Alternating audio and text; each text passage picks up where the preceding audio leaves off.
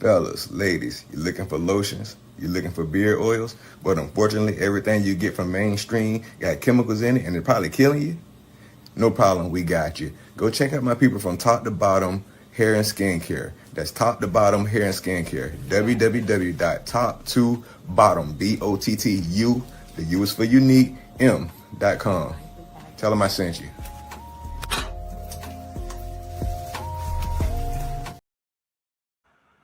What's up, everybody? How y'all doing? Welcome to Firearms Fridays.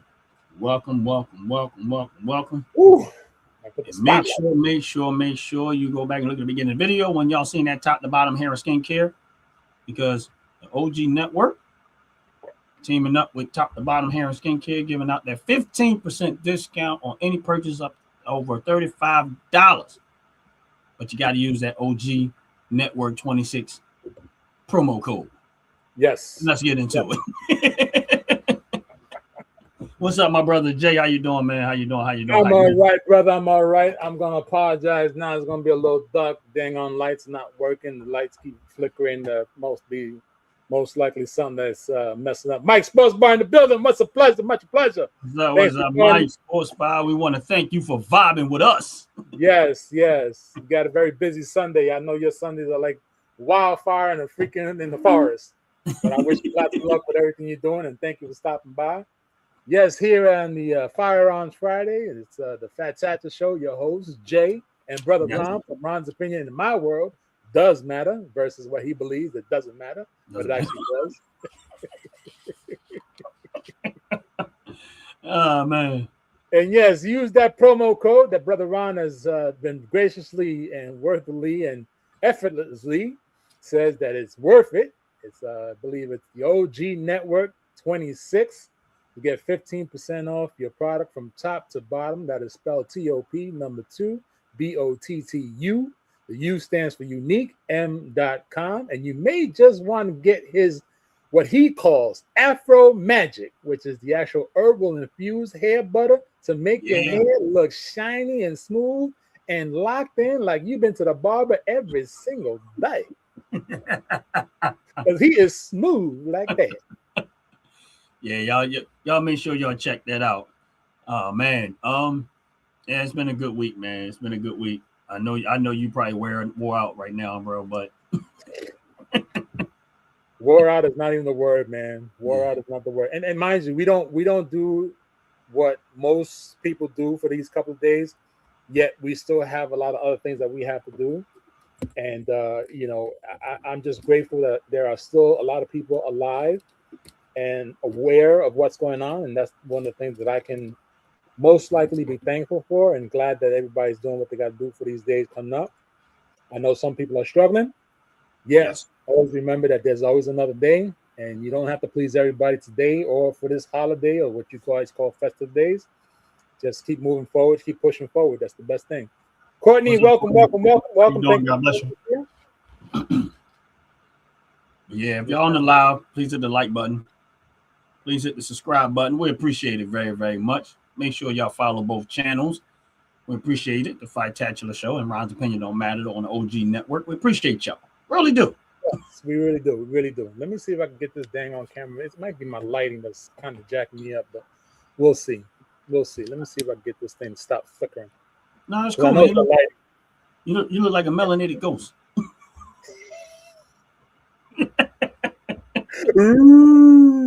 Maybe I'll be that fat Santa coming in and give you guys what y'all need. Yeah, I remember the first time I seen them doing a background like that, and I kept climbing out the video and then climbing back in the video. It became a toy for me. Okay. So I got a lot of rearranging done in my what I call my studio, so I haven't been able to set it up the way I need to just yet. I need like maybe another day to get it right the way I want it. So for now, I have to use the virtual background. Welcome, Howard. Welcome. Please hit that like and subscribe to the Ron channel, and of course the other channel, which is the Fat Satcher Show. Ain't nothing really happening over there yet, but soon to come. And of course, like we mentioned before, follow the channel top to bottom. That's TOP, number 2, BOTTU for unique, M.com. Brother Ron has a fantastic promo code going on with his channel. Ron, Yes. if you don't mind, please let them know. Yes, you get a 15% discount any purchase over $35 by using a promo code OG Network 26. That again, 15% discount by using the promo code OG Network 26 for the product on top to bottom here in skincare. We got That's candles, it. hair care, skin care, and candles and bonnets. Yes. Oh yeah, the candles. Yeah. Yep. And just so y'all know what we're talking about right here. See that right there. See it right there. Right there. No hate. Congratulate. See that right there. See that right there. And Ron, just one of before we start our regular show, I got to tell you, I went to an event, and at the event there was 3 other candle makers there. Okay. And other 3 candle makers that were there were a little upset that most of the people were gravitating to our setup with our candles because they were smelling our candles, and they didn't understand why the other candles weren't smelling when they were Because y'all walking. joint probably smell like red lobsters. Listen, I'm telling y'all, man, the candles off a fire, man. Like, I'm not even y'all made me a candle person because I'm not even a candle person, but you already know I done burned through quite a few already. I didn't even know you can actually burn through a whole candle. I've never done it before. Yeah, but I have done it now, and I have done it faithfully. And hopefully you are just as pleased as when you lit it to when it burnt out the last little bit. Oh yeah, definitely. I can show you about good 3 or 4 empty jars. And they're not in the room, but if I went to go get them, because I do save the jars because they're usable. Yes. So y'all know they're actually nice looking jars, and once you burn through them, you can use it for other stuff. Maybe if you got a little plant or something you want to plant in there, or whatever. There's a lot of things you can do with them. But yeah, as it relates to firearms, because of course that's what the show is about. But we got to do what we got to do. Jay, you said you had something you wanted to touch on. Yes. Have you heard? Look, I'm gonna. Have you heard of a? And I came across this one because, of course, someone else sent it to me. They heard about the Firearms Friday, and they were on Facebook, and they saw the Facebook channel, and they reached out to me and said, "Yo, listen, I want your take on this." Okay. I said, "All right, I'm going to look into it." I looked into it first. I was pretty shocked. Now, of course, it's a Firearms Friday, so let's talk about it together, and we're both going to give our insight to it. How about that? All right, no problem. All right. It's called a TR 410 revolver shotgun. It sounds like something I want already. It sounds sexy.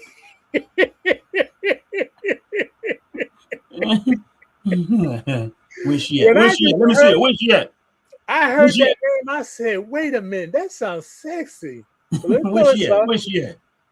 I want to rub her a little bit. Let me see. Where's she at? And they had me when they said shotgun revolver. Okay. This is an unboxing too, huh? That's what's up. Yes. Ready? Yeah, I'm ready. All right.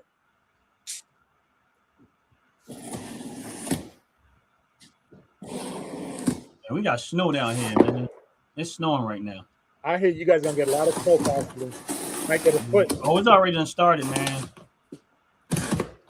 Sound like rain right now, though. That might be the hail combination, because I know when I was up there, man, I used to dread these days. When that rain started coming down, I'm like, man, I don't like this at all. And the bad thing is down here, I still have to be concerned about it because, unfortunately down here, people don't know how to drive in the snow. So I got to be a little concerned. Oh, you know what? I think I seen one of them at the gun show. Well, no, it wasn't that. I don't know. I'm trying to see where he at, what that looked like, but it looks. It might be the company that makes. Oh my Lord! Oh my! Oh my! Oh my! Okay, what's that? The choke in there? Yeah, look at the choke. Oh, they give you glasses with that. Aren't they real nice? Because I ain't nobody ever gave me no glasses. Give you a set of glasses, go along with it, so you don't mess up your eyes when that damn smoke come out and the gunpowder be popping out from the right side. I like that stock already. Oh Lord! Oh Lord! Oh Lord! Nice. Oh, that Oh is so my cool. Lord. I like it. Like it.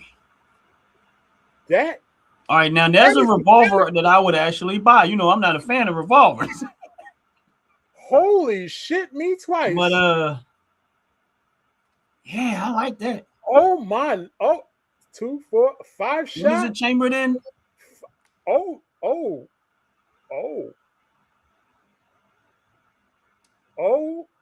Shotgun revolver. With look at the flip up. With a flip up sights. It's pretty. I like the way it looked, man. Oh my. Oh my good. No. No. Did it say what gauge it was? Hold up. 12 gauge. Oh, because I had it. No. Wait. It's I'm gonna have to look it up. Hold on. Yo, that thing is nice though, man. That's Axer Arms.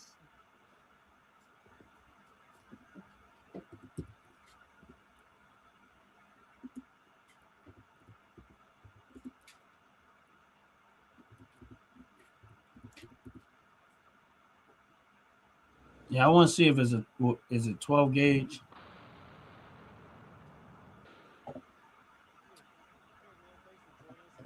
That was sick. That's sick. That's the other one. Hold on. Let me hold on. That's the second one. Hold on. I don't want to get too ahead of me. Hold on. No, that's cool. I gotta find it. Because I Hello, know Betty J. I thought I said it was awesome. Let me try to. Yeah, it is Axel.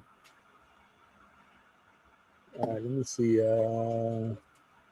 Pump tank semi revolver. Here it is. Yeah, I want it. I found it. That thing was sexy, man. That was definitely sexy. I'm like, What's going on, Howard? You said it was a game. All right, here it is. So this is what it is. Yeah, okay. 410. So we have a TR 410, and I can tell you already it's German with a foldable stock. All right, we're gonna have to translate that one there because it's been a long time since I actually. Oh, it's Turkish. Oh, Turkish. Oh my God. Well, that's the shotgun that I have. I think is made from Turkish. The recent one I recently bought. I think that's a Turkish brand. Selection, product description. What we got? It doesn't tell you what. Oh, okay, it might be here. 7.5, 775 aluminum. See, it's saying 410, chambered in 410. We're gonna have to figure out because they probably label it in the 410 caliber. Yeah, so I'm trying to figure out what they mean by 410 because I noticed since it's a Turkish brand, I don't know what 410 is. Well, we're about to find out. I'm not going to tell you that. .410. I don't know. I guess maybe we can convert that into American English. Well, I tell you like this: that joke is quite expensive. That joke is runs 8. Oh Lord, they should not have shown me this, Ron. We are in trouble. All right, go ahead. I have to tell you, I have to show you this, Ron. I apologize, but I had to come out of that one because this is gonna blow your socks off, Ronnie.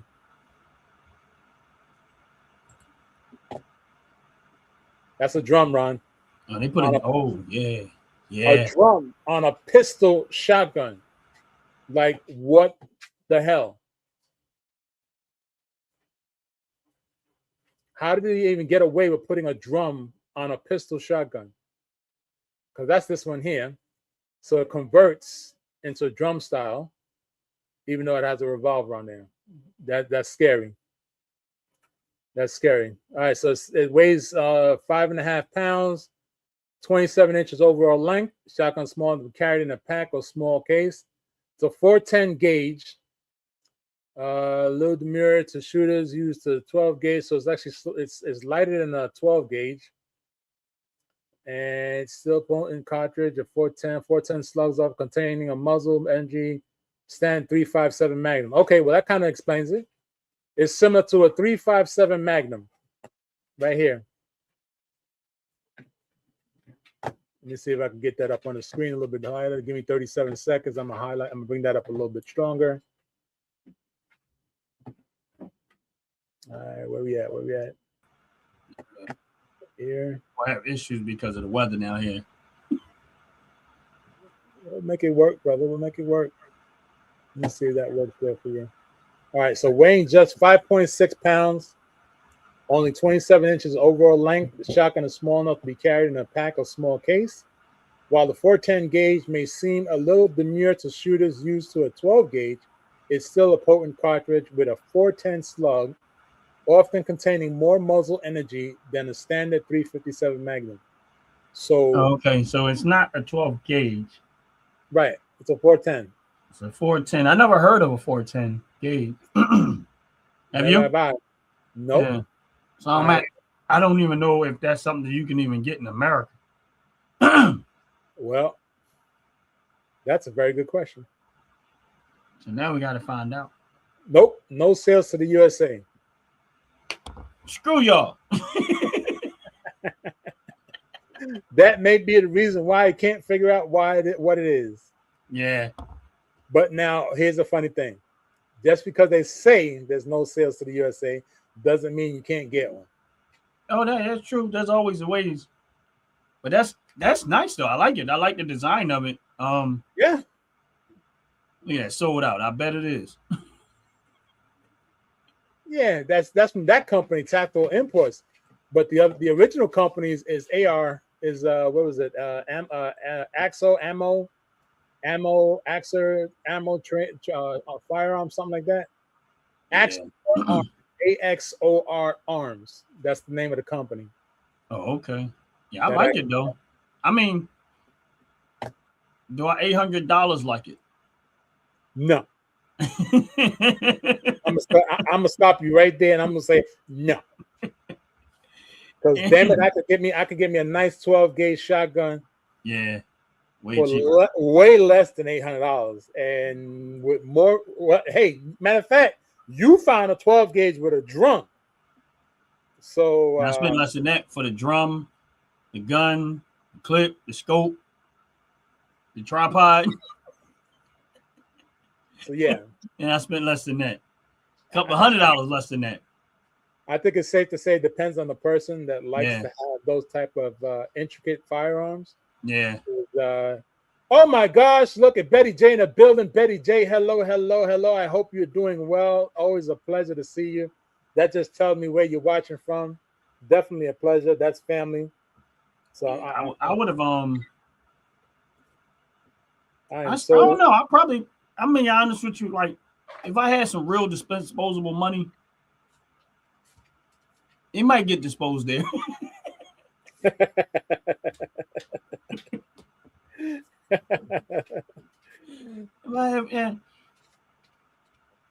Because it's one of those things you just like, it's like everybody's not going to have one of those. Right, exactly. So it's like one of those unique things that is not, if I had a chance to get my hands on one and I had some, disposable money, I probably would go that route. But it was nice. And I I'm not really a revolver person, but that don't have a strong revolver feel to it. That looked like it's it just looks sexy. Right. It's definitely sexy. Yeah, so I definitely would rock that. I mean, I would buy it. I don't know if I would $800 is a bit of a stretch, but I don't know. Like I said, if I had some real disposable money, and I was just looking for somebody to waste it at, then it would probably get wasted there. But I gotta say that weapon, that firearm, as expensive as it is. Okay, let's talk about that real quick for a moment. We talk, like you said, if we had the money to throw away, we'd buy it. But now we have to really look at the concept. Okay, it's a shotgun in the style of a pistol, replicating a 3.57. Right. Now, for us that know about 3.57s, I know I had one before. 3.57s are very, very powerful.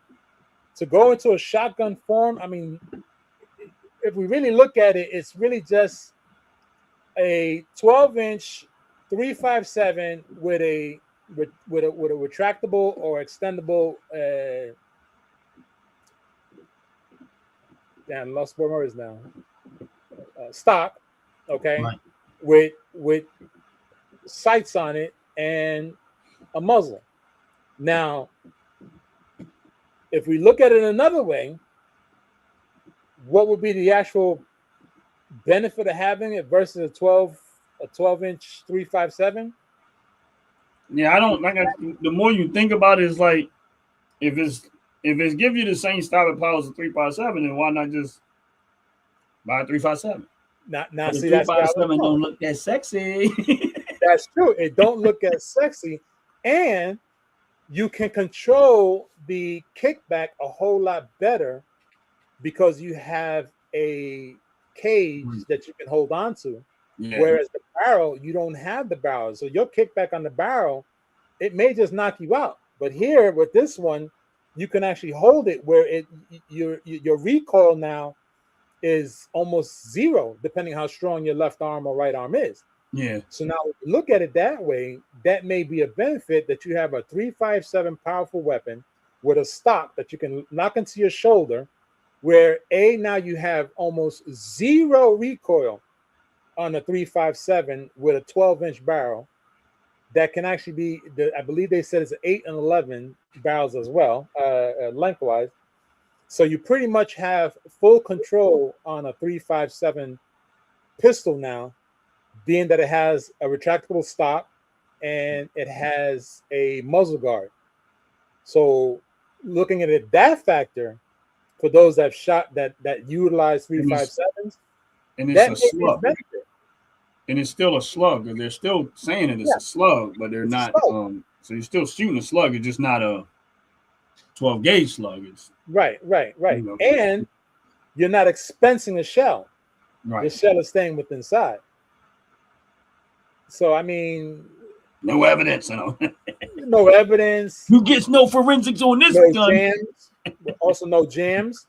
We also don't have to worry about the barrel getting hot or overheated. Yes.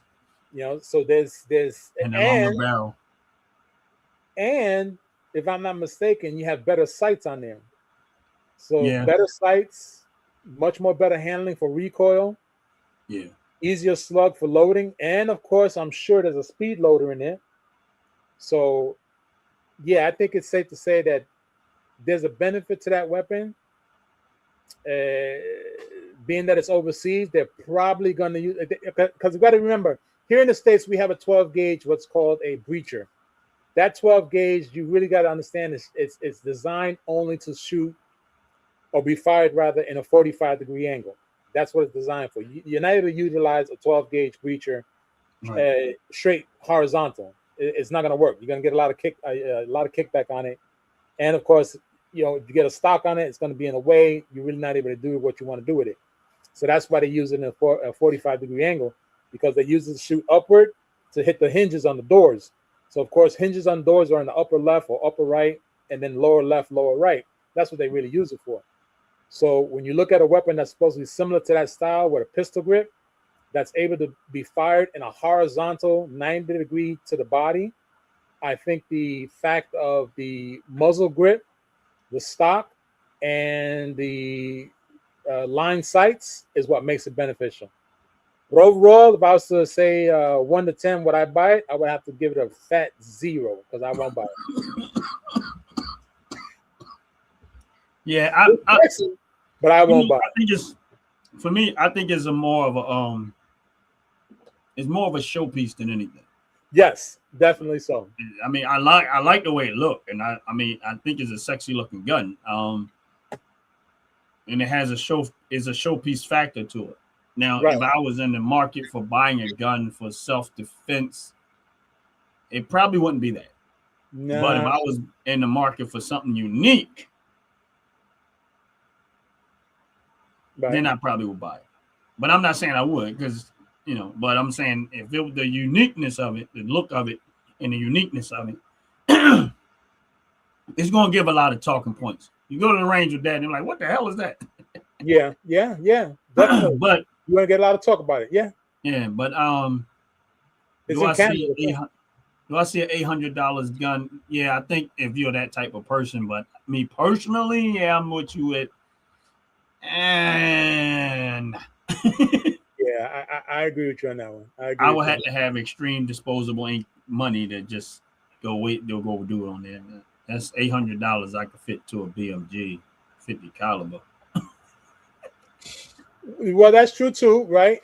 I agree with you on that one. You can actually put that money towards a BMG, which, by the way, I saw a video of a BMG. This one I think is going to shock the shit out of you. I don't know if you know about this, but are you aware that the 50 cal BMG someone has created an actual drum for that beast? Yeah, I've seen it.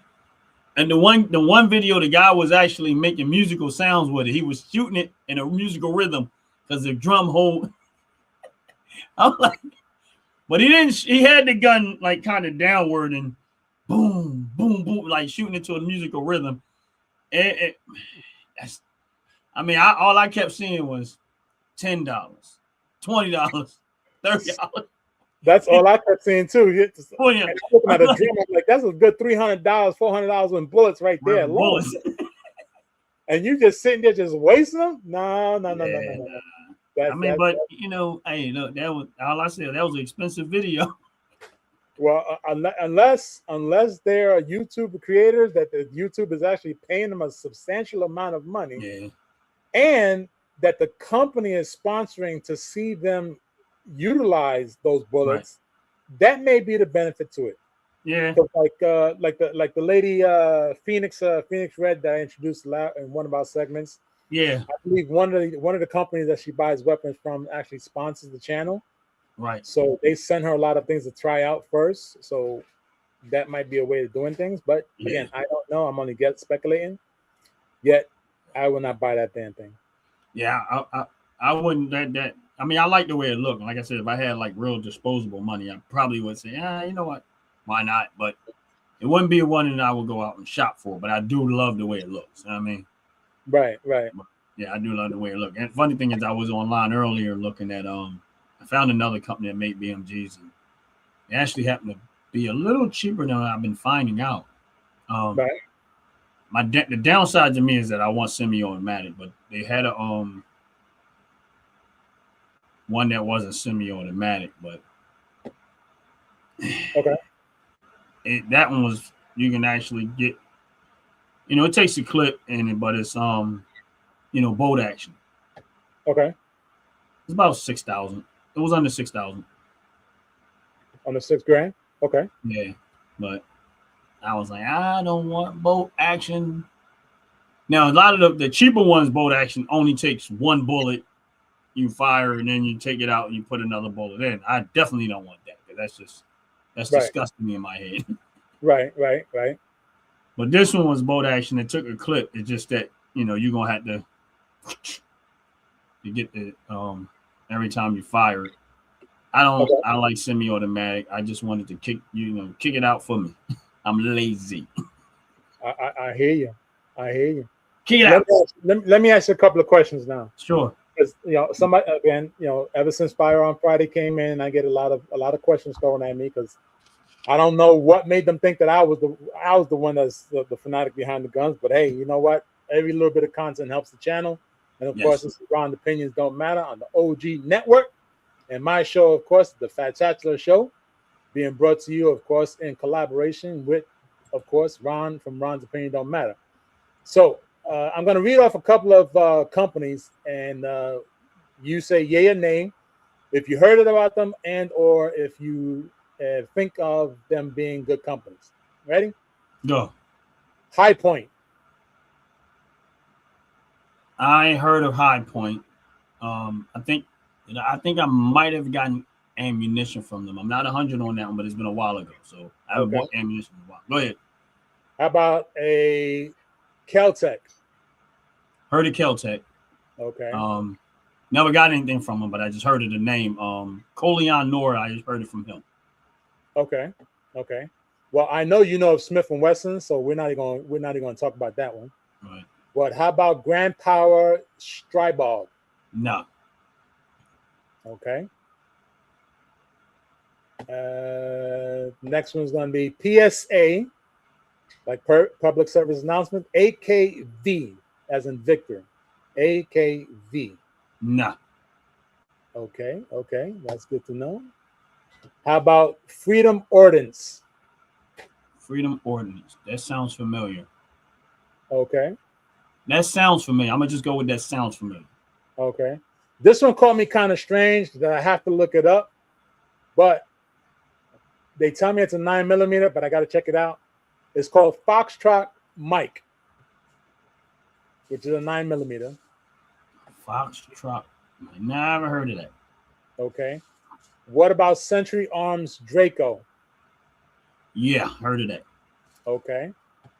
Now, I know the Ruger you know about because, of course, you are an exceptional person with the Rugers. And how about X-Star EP9? No. Okay. So, being that we're talking about those specific weapons, there's a reason why they asked me to talk to you about these, because apparently these weapons have been deemed to be transferable to a foldable rifle style weapon. So, in other words, you're going from a 9mm to a AR style, I want to say AR style weapon. Oh, I mean, is that because they can slide into that kit? What do they call it? Go ahead, I'm gonna wait. I'm trying to think, because I noticed this thing that they can. It's like a 9mm. You can shove it into a certain as a unit that it makes it converts them into an AR style rifle, but it's still the actual gun. Right. But yeah, go ahead. My apologies. Go ahead. And I'm thinking, is that what they're talking about? But I'm not exactly sure. But I know that they're. I've seen this as a unit that you could put the 9mm in, like a regular handgun, and it converts it into AR type style rifle. Right. It's weird, but no, you what you're saying is true, and I've heard the same. I've heard the same thing. Yet, I looked into these specific ones, and yeah, I'm pretty shocked. I'm pretty sure we haven't seen, or I could be wrong. Maybe you have, because you go more to the gun range than I do. So I'm What's not up, 100% dogs? sure. But I'm going to ask you to, if you don't mind, we'll take a look at this together. Sure. Because these are the ones that have been sent to me to have a little talk about. Some of them are sexy. I got to tell you that right now. Some of them are sexy. Some of them are just plain old blah, nothing exciting. But of course, we're gonna talk about them, because the funny thing is that these weapons, from what I'm seeing, they're foldable stocks, and like we said a moment ago, they're not the ones you actually take the 9mm and slide it in, which is what we were talking about a moment ago. Because I've seen those, and this is nothing compared to them. Yet, what I'm seeing in the common denominator between all of these is that they're on an AR platform. That's what I am seeing. So it's an AR style 9mm is what I think they're trying to game at, and even down to an AK.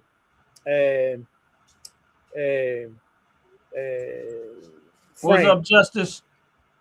What's happening, Justice? Always a pleasure to see you, brother. Dover Dogs, I'll see you. And before I forget, congratulations. I didn't get that chance to say that to you, but congratulations. Hopefully you're enjoying it. Put him in. I would love to.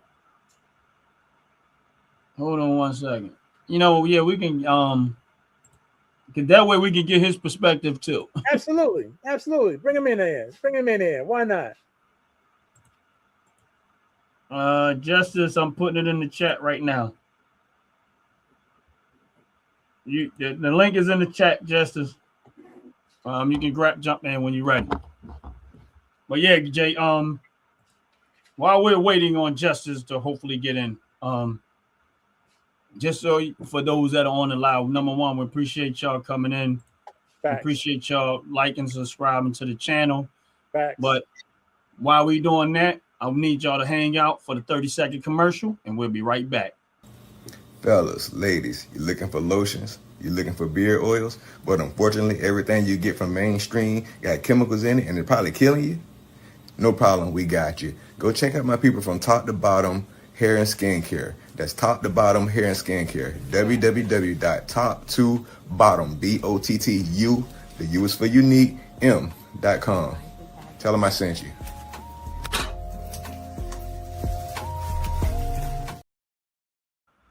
And that is that top to bottom hair and skincare products that we be wonderfully talking about.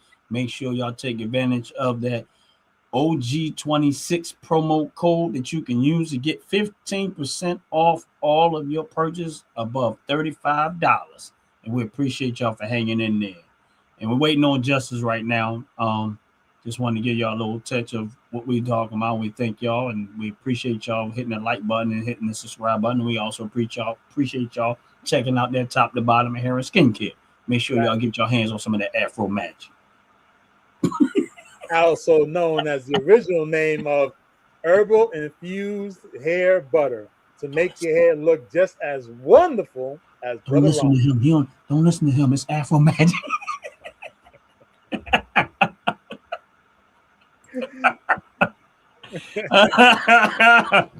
Nah, but he's right. He's saying it right. I just call it Afro magic because listen, whatever you call it, make it look good. It's all good.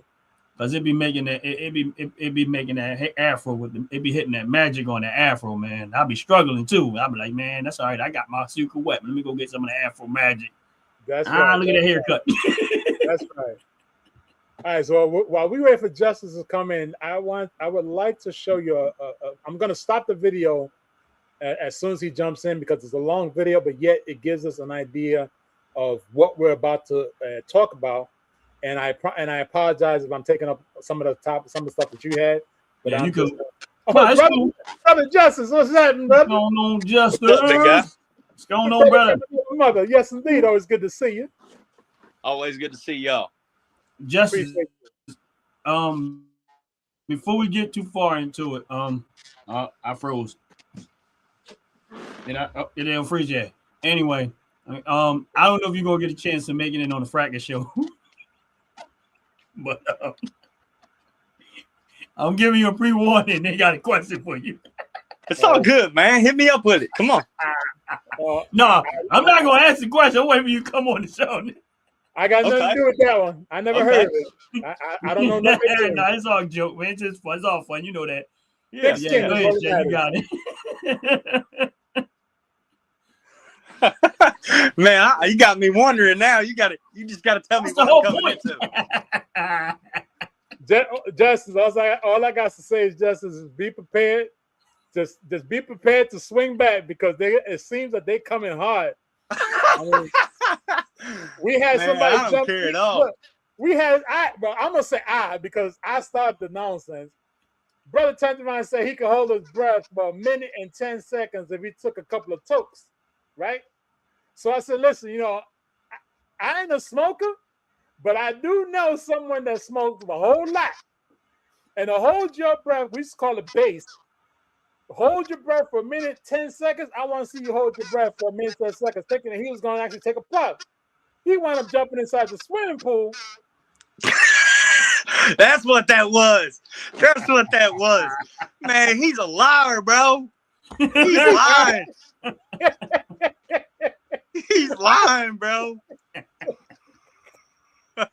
Yeah, man. That was a fun show, man. We had a ball on. It was more fun watching his phony ass jumping inside that cold ass water. I'm wondering what he was trying to hold his breath for. Look, man, It was funny though. We had a good time though, man. I know you got very, very good personality about you, brother. I mean, I met you for a short period of time, but I know you got a good personality. I appreciate you. And man, just come on board to the Fracking Show and just have a lot of fun with it. That's all. I'll do it, man. I'll do it. All right, all right. But just to bring you up to speed, there's Firearm Fridays. Ron and I, we talk about a whole bunch of weapons, from all kind of phrases, male, female, doesn't matter, unless, with the exception, one segment we talked about a pink gun.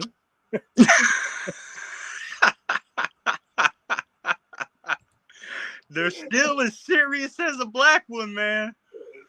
Look, I can't take somebody serious that pulls out any kind of color than black. I mean, black, olive drab. I could do olive drab, maybe desert, but you pull out something like that goes on a set of nails or a car. Yeah, I mean, I can do camo and all the other stuff, man. I mean, a pink, and it was literally a pink 9mm Glock. Yeah, if you pull it out on me, you might as well go and kill me because I had no fight back. I'm gonna be laughing. Yeah. I mean, clowns.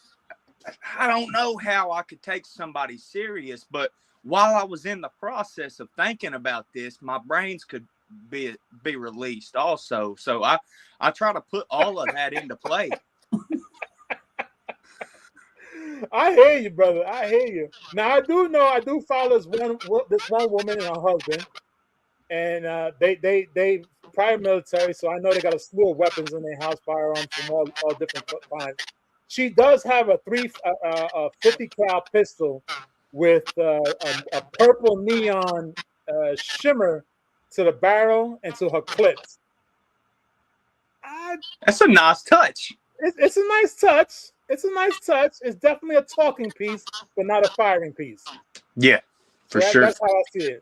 But it was just funny. I mean, man. but she's a woman, so it kind of is okay. Just look, look at Ron giving her some slack.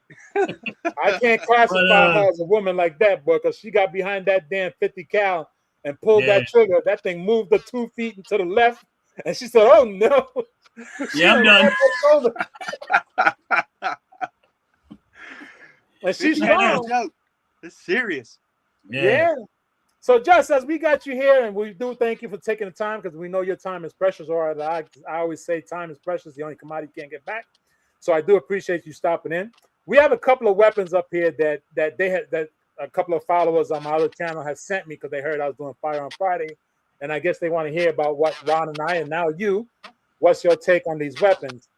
So, these weapons that we're going to talk about in this moment are 9mm.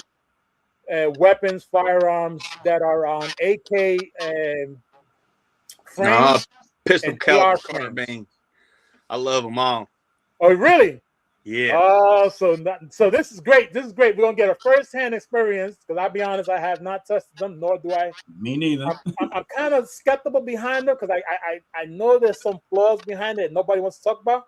I'm glad you're able to join us and give us your insight on them. Right? Awesome. So here, I'm going to read off the names just in case one more time, and then you can say yeah, your name, all right? High Point 995 TS, yeah, your name. Let's go. Kel-Tec Sub 2000 Generation 3. It's a go. Smith & Wesson MP FPC. Nah. Okay. Grand Power Strybog SP 9A as an Atom. All day. Good gosh. PSA AKV as all day. Oh shit. Freedom Ordnance FX9. I haven't got to put too much through it. Okay. How about a Foxtrot Mike FM9? All day. Century Arms Draco 9. Any Draco. Ooh, he said any Draco. Okay. Ruger PC Carbine. It's the best thing going. Oh my goodness gracious. We're gonna have a blast with Justice now. What about an X? And I mean that with no homoism whatsoever. Okay? No, you're ready, bro. X-Tar EP9. I don't have any time with it. Okay. So now that we have Justice, we're gonna say that Justice is the connoisseur behind the 9mm carbine rifle versions. Listen, anytime you put a stretch, even if it's 6 inches on a 9mm, from a 5-inch format, Right. you're gonna almost double pressure.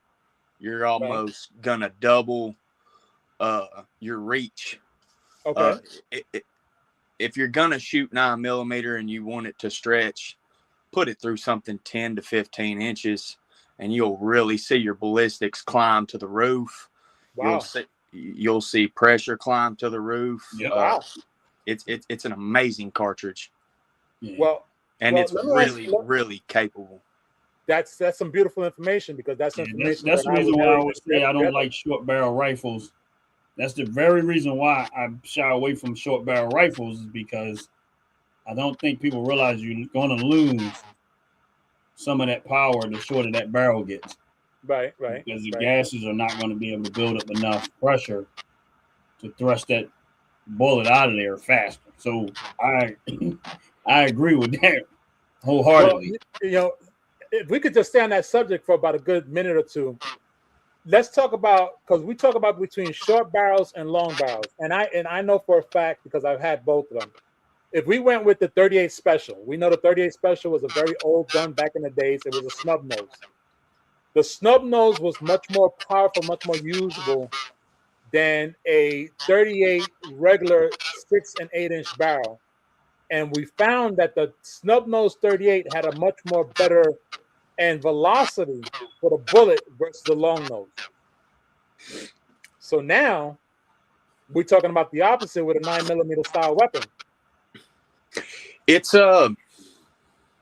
anytime so you're talking about a straight wall cartridge with a 38. It's still rammed, but shot out of a long gun. I've got a Kiapo that puts 2,000 pounds out and can reach out to 100 pretty reliably. Oh yeah, 38 is a beautiful cartridge. It's just a neck down 357. Facts. Well, if I can hug you, I can hug you and kiss you in the forehead, brother, because you was talking facts. Yeah, I know. I know a few things. I wouldn't shoot 38 just because the price right now, and if I was going to shoot it, it'd be through a rifle. Okay. There's a lot of guys that use it where I'm from for putting yotes down. Okay. And it does that great. It's just they're stuck in the lead. Right. And I'm a jacketed kind of guy. And anytime you're gonna shoot a jacketed round, you want it to be through a neck cartridge. If you want full use of the cartridge.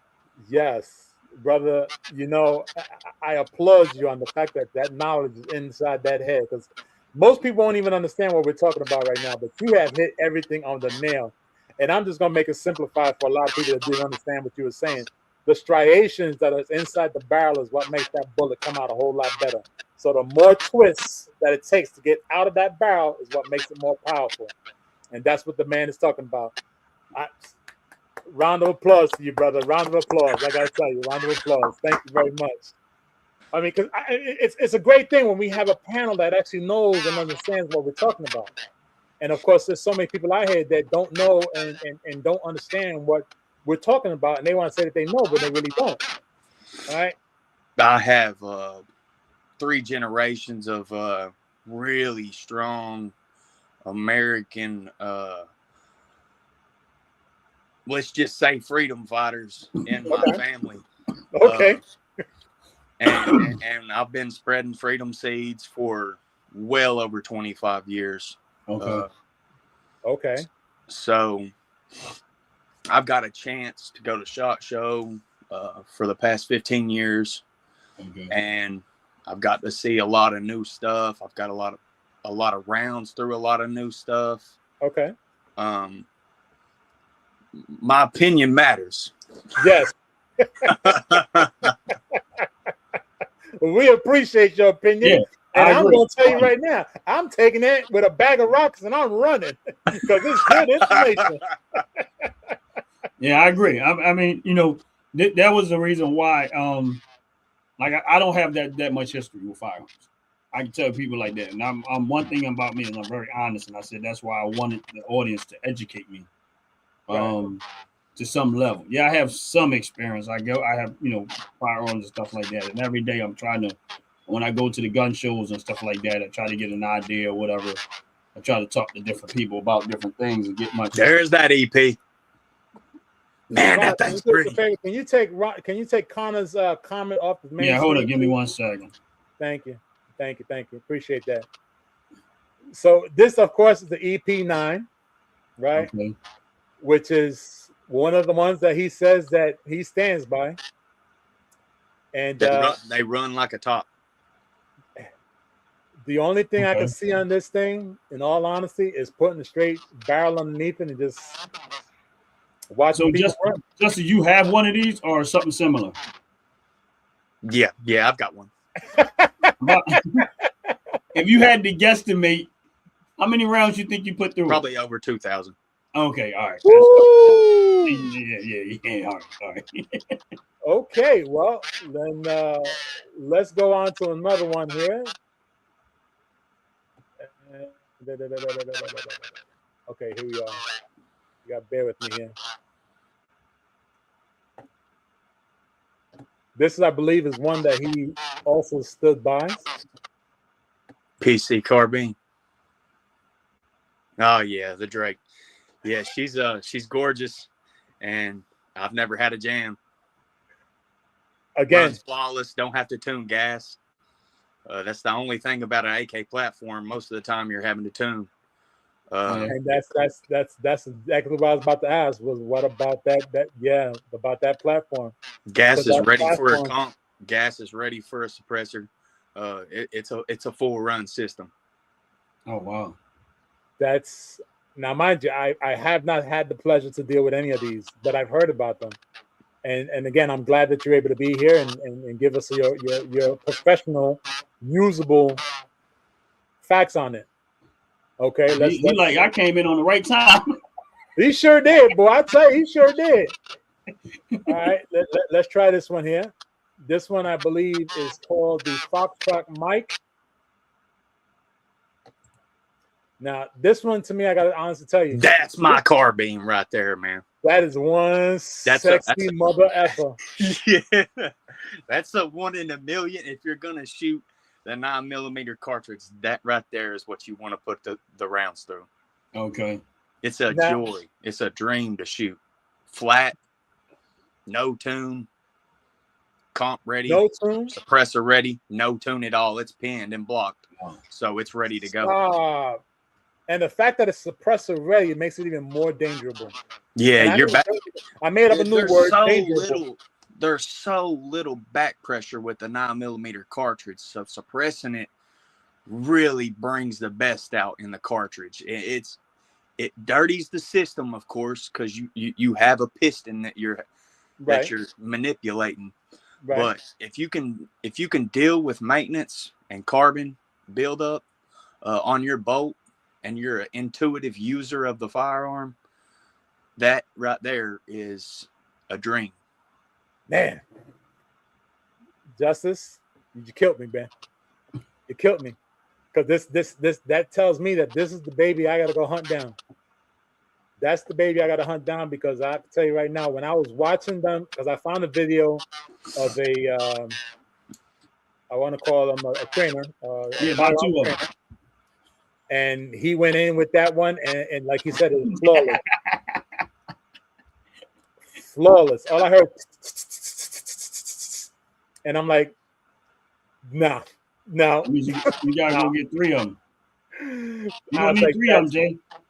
I don't know about 3 of them, man. That one is nah, you got to get 1 for the wife, man. You got to get 1 for the kids. It's gonna take 3. You gotta get 1 for Ron's opinion. Don't matter. We're gonna talk about that then. We're gonna talk about that. This is another one that I found. I'm gonna try to see if I can pull up a photo of it because it's giving me a hard time to show the photo. I'm trying to get the area. There it is. Okay. So this one here, I believe it is called the FM9, the Freedom Ordinance. I'm not real familiar with it. Okay. Yeah. It is a clean, good-looking, compact platform.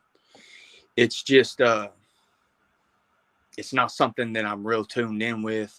Looks like it's got a double stack magazine there in it. Right. Yeah.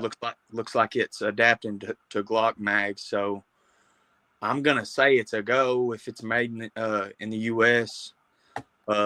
It's a platform that can be molded to a user. So as all AR platforms are.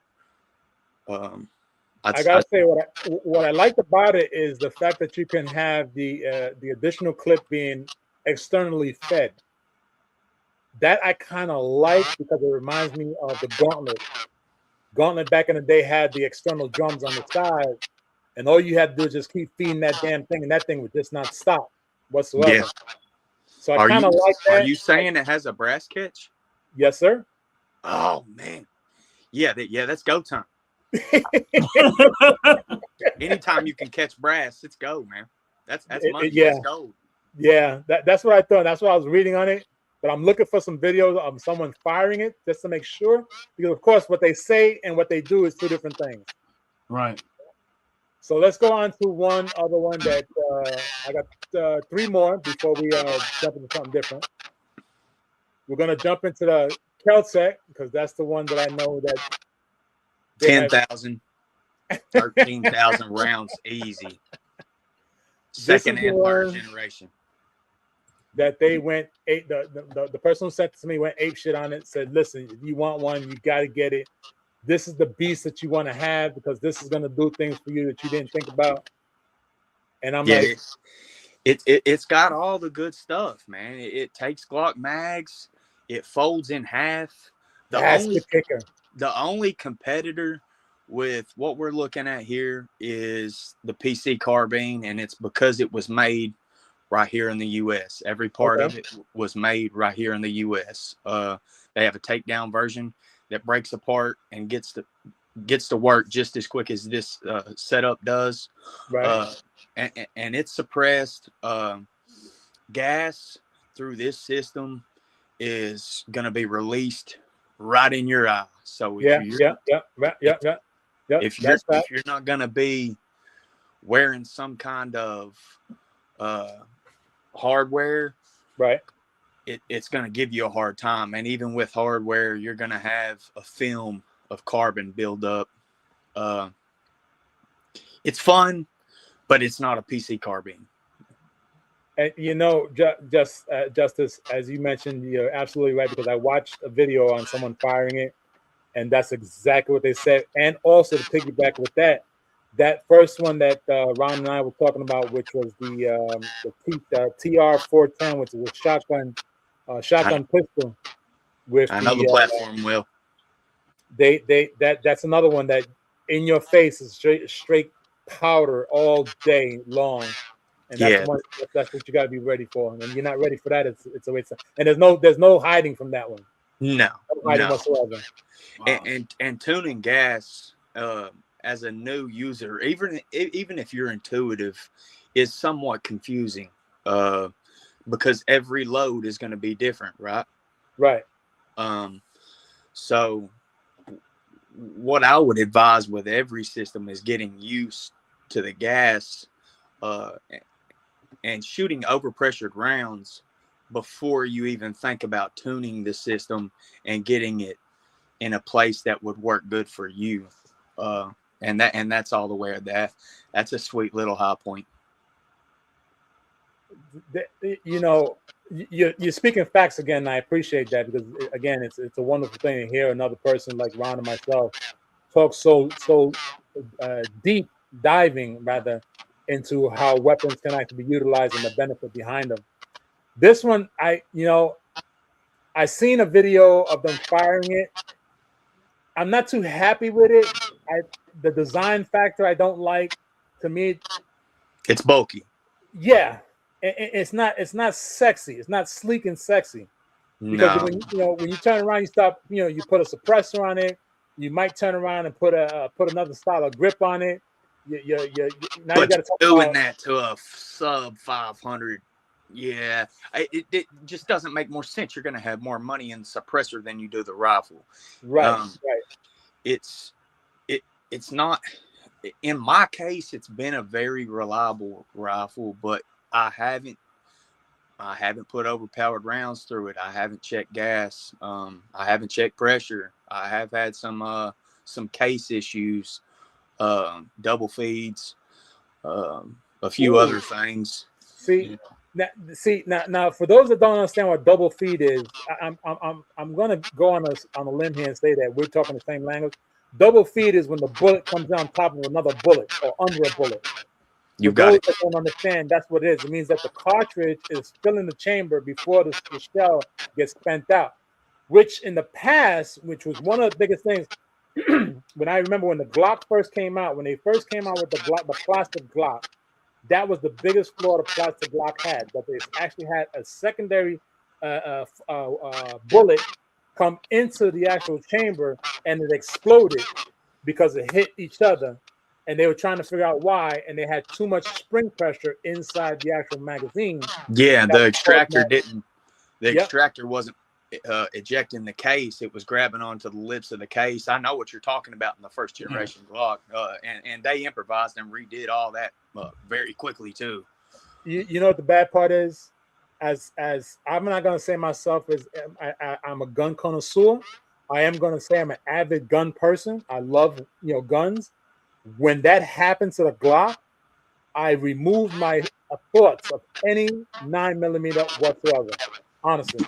Yeah, it could, man, it could be bad. Polymer guns are gonna turn to 100 pieces if you're not very cautious of that pressure releasing inside of any, if it's not closed in a barrel and it's opening in the frame. Correct. It's gonna be bad.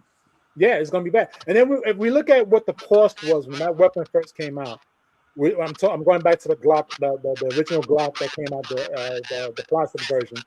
When that weapon came out, they were running anywhere between $400 to $700 when they first came out, if I remember correctly.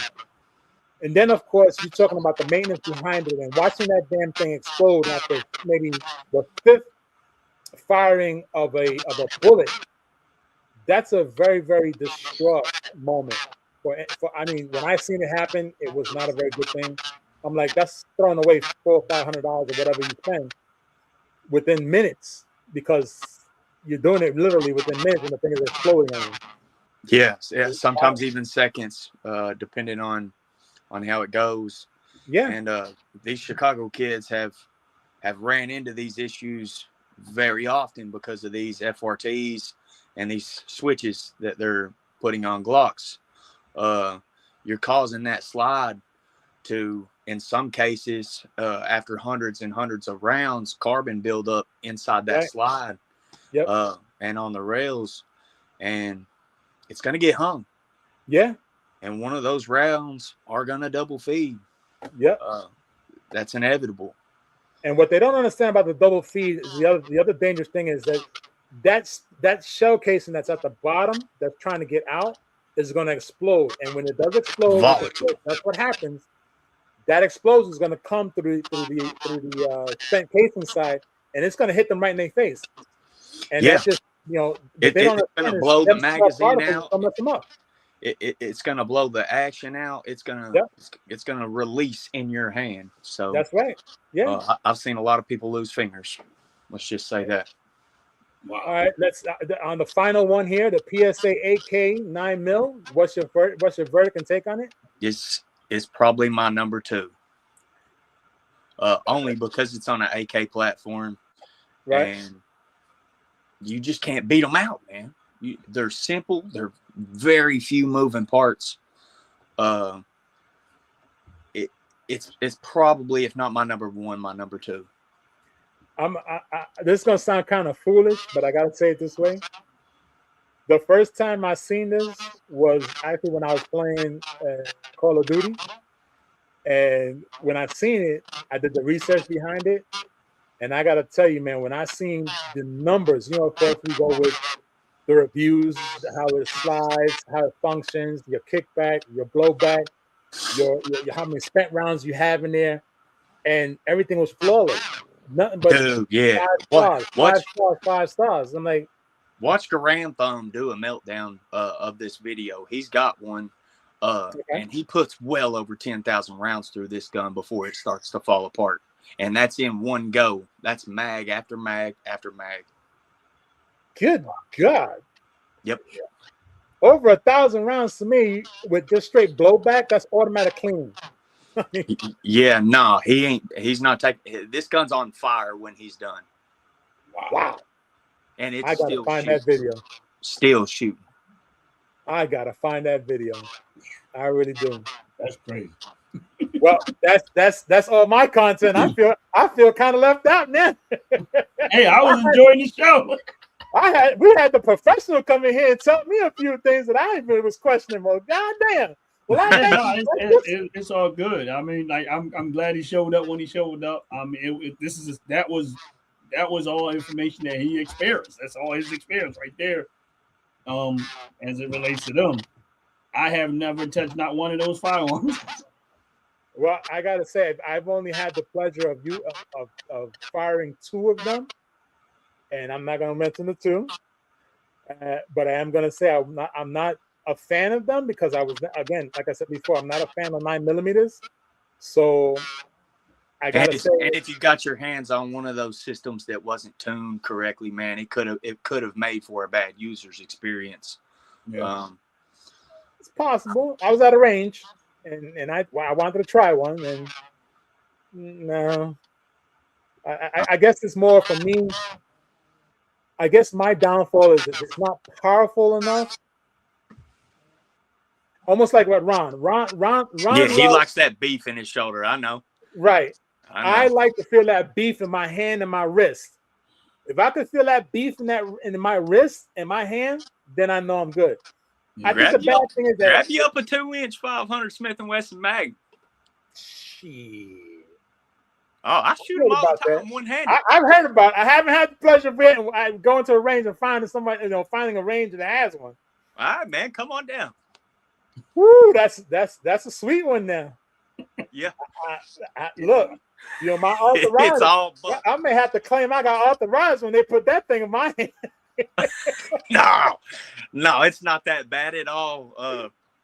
The first time I shot it, I was just real ready to go with it, and I braced up with 2 hands, and I laughed. I couldn't quit laughing. It just doesn't have the wrist-breaking power that you would think, and people that you see shooting it are very, very incapable individuals in that fashion. They don't know grip placement. They don't know a lot of things. Right. And it can look bad if it's not done correctly. You're right. You're right about that. If you don't that mind, 500 can easily be handled by a man that's had a wheel gun in his hand a few times. Okay. One-handed, easy. Okay. Then I guess I'm gonna do all right because my very first one is an 8-inch, 357 6-shot barrel. Yeah, that's nothing. That's nothing. I don't. If you can shoot 357 and you can do it one-handed, you can do the same with a 500. Same for a 460 rolling. I've heard about the 460 rollers. I did. I heard about those. Matter of fact, I think we have a gun shop up the road from where I'm at now. I believe they have one there, but they don't have an indoor range though. That's the only bad thing. Yeah, I like the 460 XVR that Smith & Wesson has. It's a sweet lineup, and I've always been a connoisseur of wheel guns. I just prefer less moving parts, less failures. Right, facts, true. Now, if I could pick your brain for a moment, Just, I know Ron's got a ton of questions, but it's like I'm just running like a ransom. No, you good, Jay. Hey man, honestly, I'm like that little girl. I'm like that little girl in the corner. Ooh, he's talking my kind of language. Ooh, I want to get to know him. Look him over. What's up, Jacob? Merry Christmas to you too. Now, when we talk about, because this is something that's very, very important, and I think a lot of people, because even though we talk about weapons, we talk about firearms, talk about bullets, talk about spent casings, all that, we also want to talk about safety, right? And you mentioned something really, really cool there a moment ago, is hand placement, right? So now I've seen it time and time and time again, how the web of a person's index finger and thumb gets ripped to shreds. Let me get this set up here for you. Fingers interlocked. Go ahead. Thumb forward. Thumb over top. Squeeze. Thumb over top. Squeeze. Keep elbow unlocked on both sides. Push. Push. Squeeze. Very well done. Very well done. Very well done. We appreciate that. Now, from your experience and For being everybody but me. Please explain to everybody the downfall of not doing it that way. You're gonna have slide by. You're gonna be in pain, and you're not gonna enjoy your experience if you're not placing your hands properly. That's just a part of. It's just a part of the fun. It's just where you should start. Once you have placement mastered, the gun is going to feel like it's a part of you. It's going to be an extension of you. Otherwise, it's going to be a foreign object. You're gonna blink every time you squeeze the trigger. You're going to pull. You're not going to be accurate. There's a lot that comes into play with it, but your experience isn't going to be as enjoyable without correct hand placement. That's correct. Yeah. Now I found when I got my bad, Ron. Go ahead, because no, he's absolutely right. But the reason why I'm laughing is because unlike most people, I can't do it. Because I'm double jointed in my thumb. Oh, okay. All right, so if you see this right here, don't do that, man. Right. So what ends up happening is this. You know how you can go like this. Right. I can't do that with this thumb. It won't. This right here doesn't bend. It's not opposable. Right. So what ends up happening is what you guys are talking about.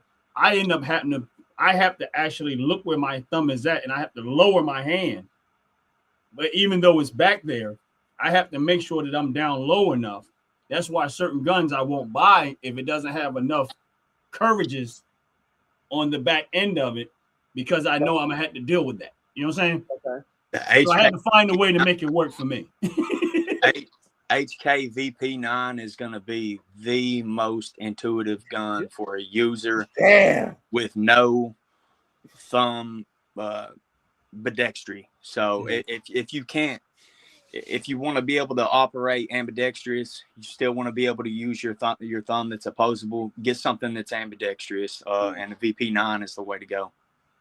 I mean, I figured it out for myself how to make it work for me, but I never had to worry about that because I'm nowhere near it. The way that I hold my hand, I'm nowhere near where I have to worry about getting bit, cut, or anything like that. That I have never been hit that way. I've never been cut, never once. And all the 5 times I've been in the range, I never had to deal with that. I don't have to worry about it because you stay low on the backstrap. Yeah. Yep. Huh? See, that's the thing. You're gonna have a lot of muzzle flip. The lower you go on the backstrap of that frame, right? And you're not gonna be what you're not gonna be able to do what you're capable of doing, Ron. Right. Without getting as high as you can on that barrel axis. Right. It means everything. That's why I advise. What are you shooting exactly, if you don't mind me asking? I have a Ruger American, and I have a Smith & Wesson Shield. Shields are intuitive. Is it the 3rd generation, 2nd generation? I think it's 2nd. You got adjustable back straps? Huh? Do you have adjustable back straps on it? Nah. Uh-uh. Yeah, Now, it's a second generation. Getting as high as you can purchase wise on a handgun is gonna be. That's what I would set a no user up. Starting, that's exactly where I would start. Don't ever buy a firearm that you can't get all the way on. If you can't get tucked into that back strap where that slide is literally, you can feel the wind off of it when it cycles. You're not going to be as accurate as possible. It's just it's not physically, but you can still put some sweet shooting down range Right. with some trigger work. But you're not going to be able to get the trigger in your finger where you need it to be in order to break clean every time, and you're not going to be able to mimic it every reload. right. That's what that back strap's for, is for memory. The fatty part of your hand where you're talking about getting slide bit, that mine looks like it has a lot of muscle right there, right in the middle. If you would make that V and get as clean as you can where my nose is at in that V, all the way up on the back of that back strap is where you're gonna be a king. There's no way around it. Yeah. Oh no. Now, if I could just say two things real quick, Justin. Go ahead. One, I believe that I believe it's the last segment, or the segment before that, Ron, we were talking about the HK, the Heckler and Koch. Right. And I think I showed you the one that Justice is talking about, and you had said that it was very similar. I believe you said it looked very similar to the Ruger that you have. Right. So I think that's the one he's talking about. Now, Probably is the VP9. I believe it was the VP9 because we were talking about it because that was the first one I actually. That's one of my favorites as well, and we were talking about it real briefly about it, and I think because I never knew this about Ron. This the thumb situation. If I was to say he should stay with revolvers that have a hammer, what would you say? You would be almost spot on with your assumption. He would most certainly be a tack driver with a wheel gun. If he doesn't have that control, which obviously he doesn't, he is going to have amazing trigger control because that's the only part of the system that he is having to learn and maintain to stay on target. Right. And it's probably flawless. Wheel guns will make him smile for sure. Right. And I have to agree with that because, again, I never knew that about Ron. I never knew about his thumb situation. And it's the first time I'm hearing it. And from hearing from it, like Justice said, it's all about that control and the ability to make the weapon or the firearm part of your extension is key when it comes to that web feeling in your hand or that web spot in your hand, because it gives it a sense, even with Justice showing his, that muscle gives a little bit more. If we were to look at it as far as trying to put apples and oranges in a barrel, that little muscle is pushing the apple more forward than the actual orange pushing back towards the muscle. Exactly. So that's the purpose of that muscle, to make sure that kickback, in layman's terms, doesn't overextend itself to come back towards your wrist. Yeah, that's muzzle flip, what we're talking about. Yeah. And that muzzle flip will have cushion in that pad. Right. The higher you get on that firearm. So the slack in between when you're lower on the grip is going to be what your muzzle's going to climb in between that fat and the back strap. You get what I'm saying? And to make it might be frozen, unless he's like really, really listening to what we're saying. No, I'm frozen. No, the other thing behind that is your situation is that when you're firing that kind of pistol, you would almost have to, instead of, I know that you are a connoisseur with zeroing in your sights. I guarantee you, he's always wondering why he's just a hair high. He's not pulling to the right or the left. He's not over squeezing. He's probably got a good pull, and I guarantee you he's always just a touch high. Am I wrong? I'm gonna let him answer. I know what I saw. Well, I know what I saw. Right. Let me put it to like what happened is this. Starting out, I was holding the gun right, exactly how you're supposed to do it, and this was in the early stages of me shooting a handgun, and I noticed that I was always hitting further right. Right, you're pulling, right, not squeezing. So then I just, then I had to get to the point where I just was like, okay, calm yourself down, recognize where you're making your mistakes at, and stop trying to force it. So then I made sure between heartbeats. Yeah. I made sure that I started making sure that my hand was centered here with the gun first. Before I even started firing, I started practicing just positioning myself, and making sure that I'm centered sight and stuff like that. And then instead of me just pulling the trigger, waiting for that moment, the right moment to pull the trigger when I know I'm on target, instead of just second guessing myself, then I started getting a little more accurate. Okay. I started getting a little more accurate. When I told you about the hand situation, I don't have to shoot it that way. I just wanted to bring that up because I know a lot of people does. It's not that bad. And I appreciate but we're not, Ron. I'm not trying to knock. No, listen. I wanted to bring that up because I know a lot of people have hand issues, right? And a lot of times they're afraid to talk about that, right? They have strength issues, hand issues. I have an issue that if I never mentioned it, it's not a strength issue.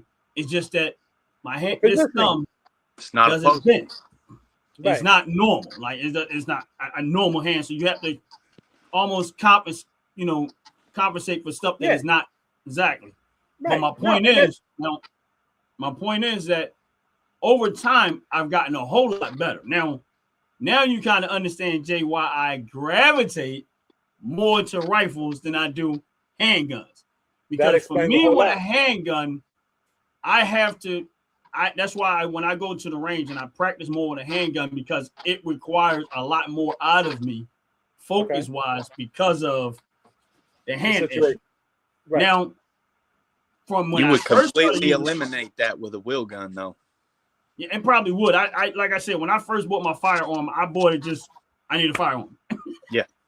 Not really digging into the whole situation of what's better for my hand, what's better for this, because honestly, I didn't even think about this when I purchased my first firearm. I need a firearm. Yeah. And that was it.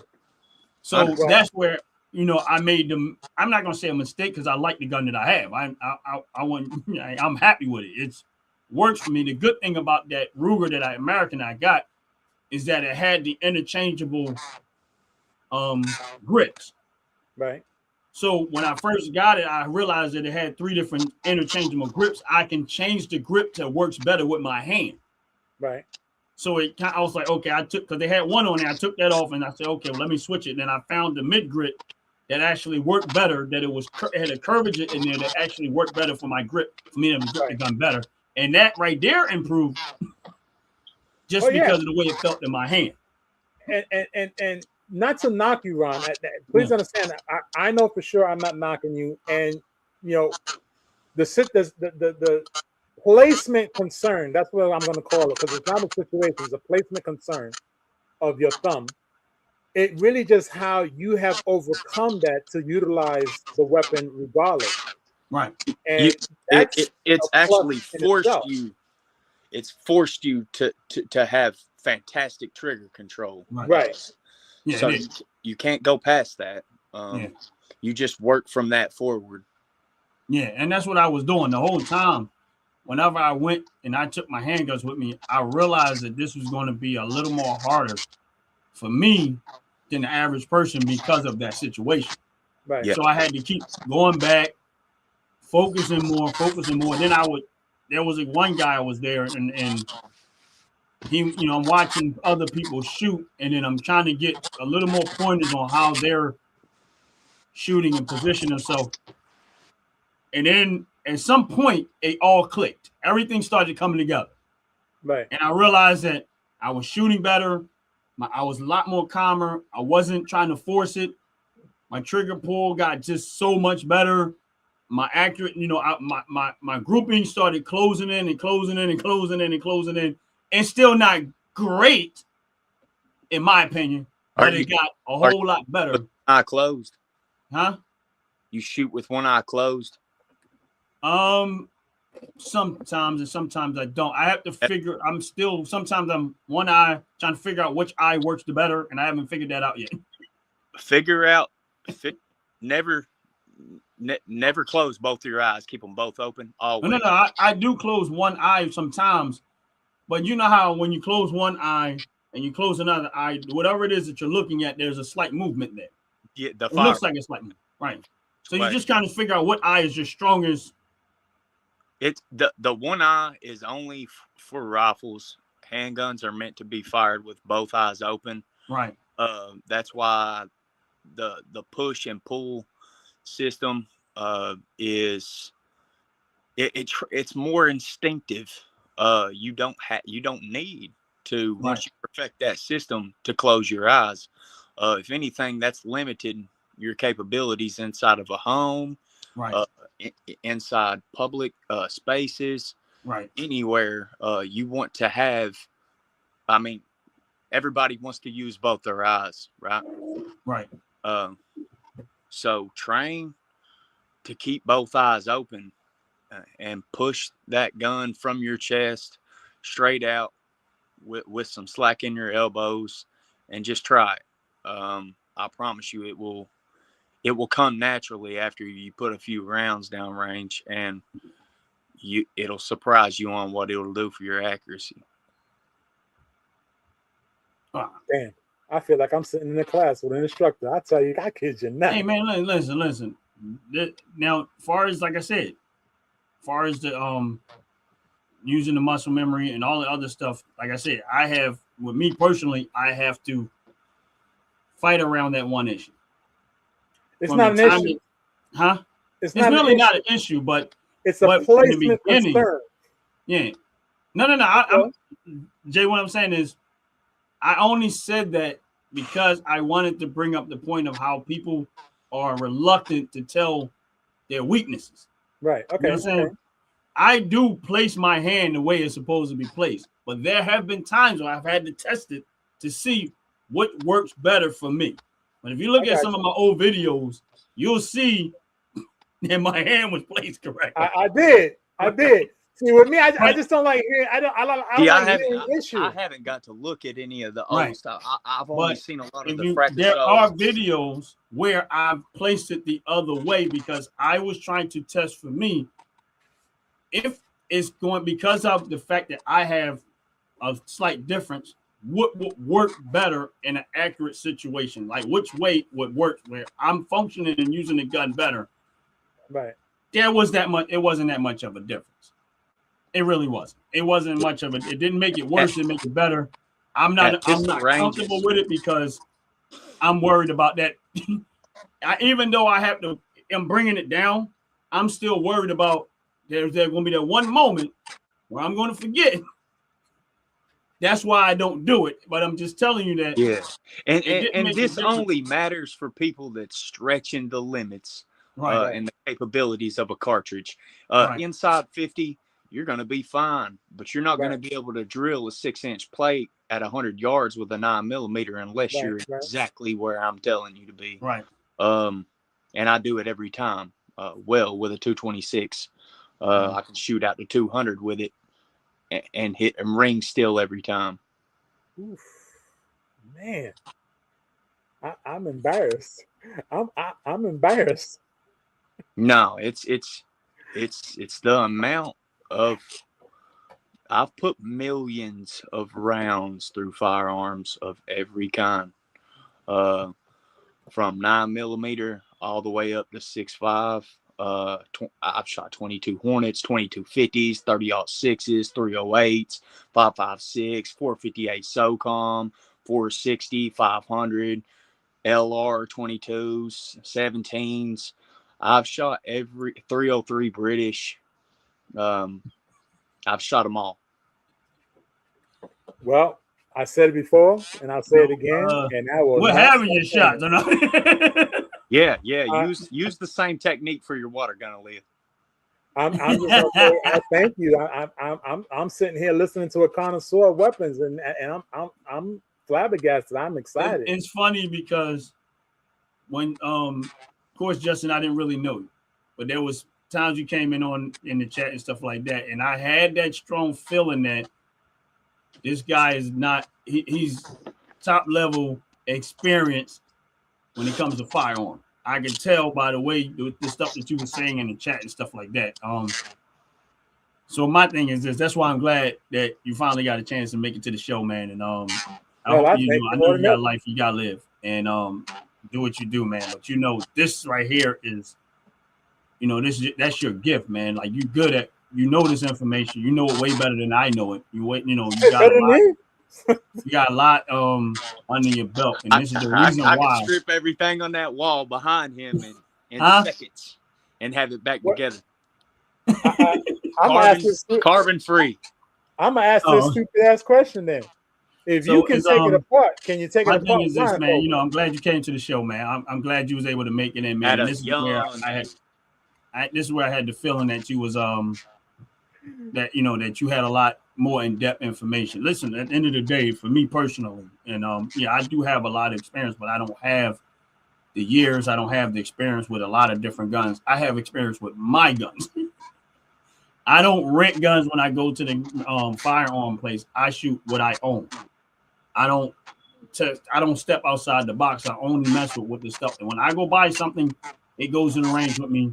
That's what I shoot with. So outside of what I own, I've never Well, shot anything. technically, you should test every single moment with your own because it is an extension of you. Yeah. So that's first and foremost. Trying I've out. always trained on the 5-gun rule. 5 guns should cover every part of your system. You need something in close quarters combat that you can keep concealed or not. So whatever your choice is of caliber that you can function well. I'm a diehard 45 ACP guy. But so a pistol, a small rimfire cartridge rifle with capability, anything over 18 to 20 inches. I would prefer a CZ 457 Pro Varmint. Then you would step it up to what I would call more human stopping power.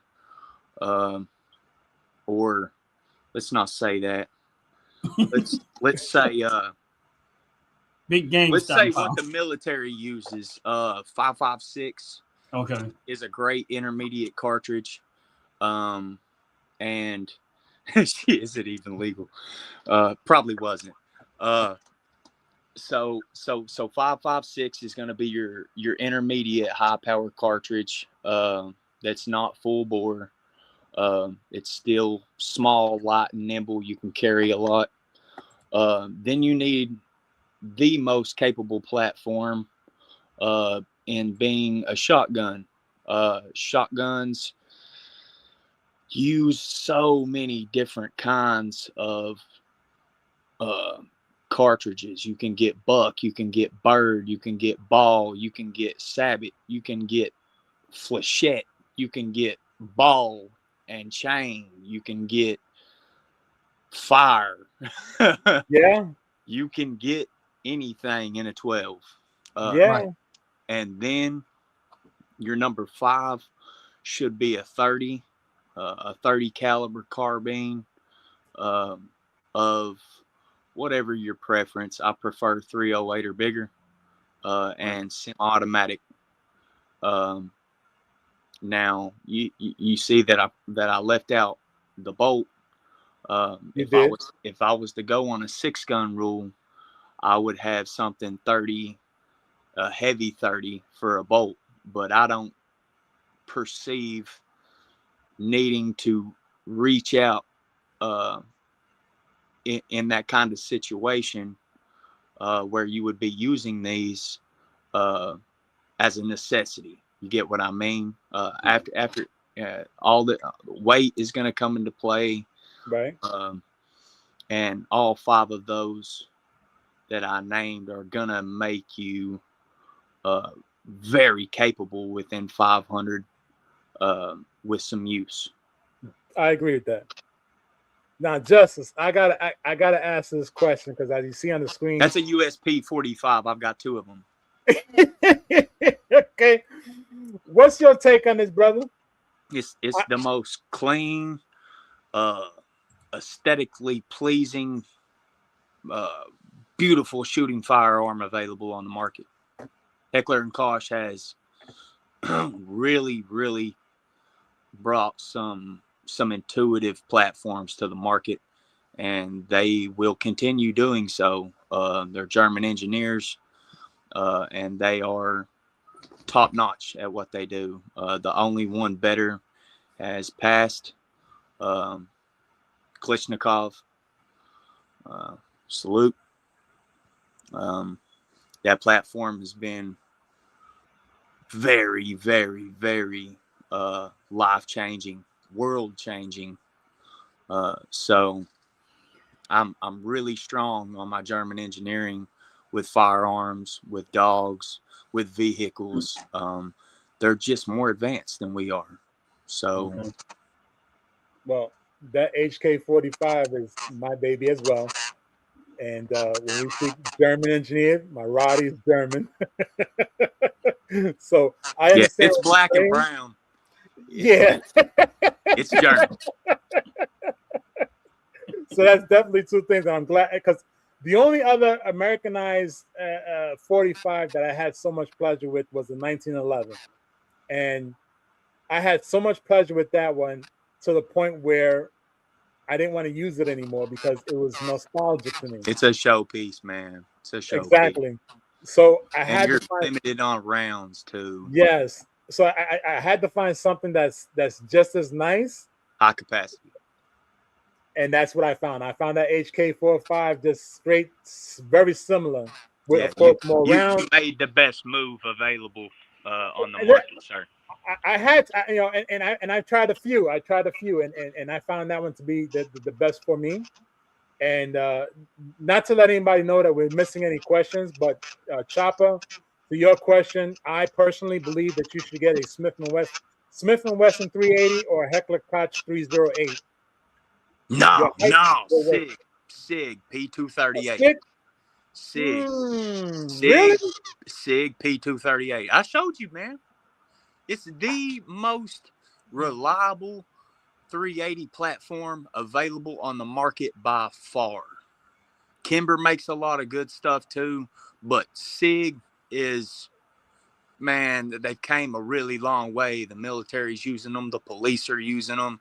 All this bull snot that you hear with the 320 is that's exactly what I was gonna hit you with. The 320. No, man, ain't no gun gonna go off until you squeeze the trigger, bro. All right. Okay. If you throw it down on the firing pin, you throw it down. That's different, man. You can make you can simulate anything. Okay. Okay. Well, I'm honestly gonna have to try that out because that was one of the reasons why I don't vote for SIG, because of that. Again, all it takes is for one instance for me, and it messes up that line. I know. I understand it. I understand it completely.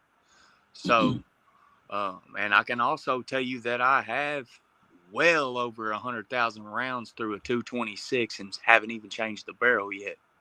No, stop. A 226? Yeah, 226 Legion. How? Okay, now it's been a long time since I've seen one and handled one. How did you work? I'm surprised that you was able to put that much through without. I've still got rifling. I've still got rifling. I've still got breech cap. I've still got everything. The firearm is flawless. Wait. How you? I'm curious. You hit a spot where I mean, I've done the research on it. 150 is max, and you did 2. No, man. No, research isn't boots on the ground. or this laid is down. true. Now he said laying down. Now you're in a Um, whole different ball game now. I am Aaliyah Key asked the question. Statement in question, kind of. I'm terrified of guns. Should I go to the range? She's saying it to me, but I think this is a question for any one of us. Is she terrified of a drill? Huh? She's never. I could tell you she's never experienced that. They work the same way, and a lot of people have firearms. Misuse of firearms have put a lot of fear in a lot of people's hearts that just shouldn't have had the capability or been in a place where they could function a firearm. They are intuitive to the user.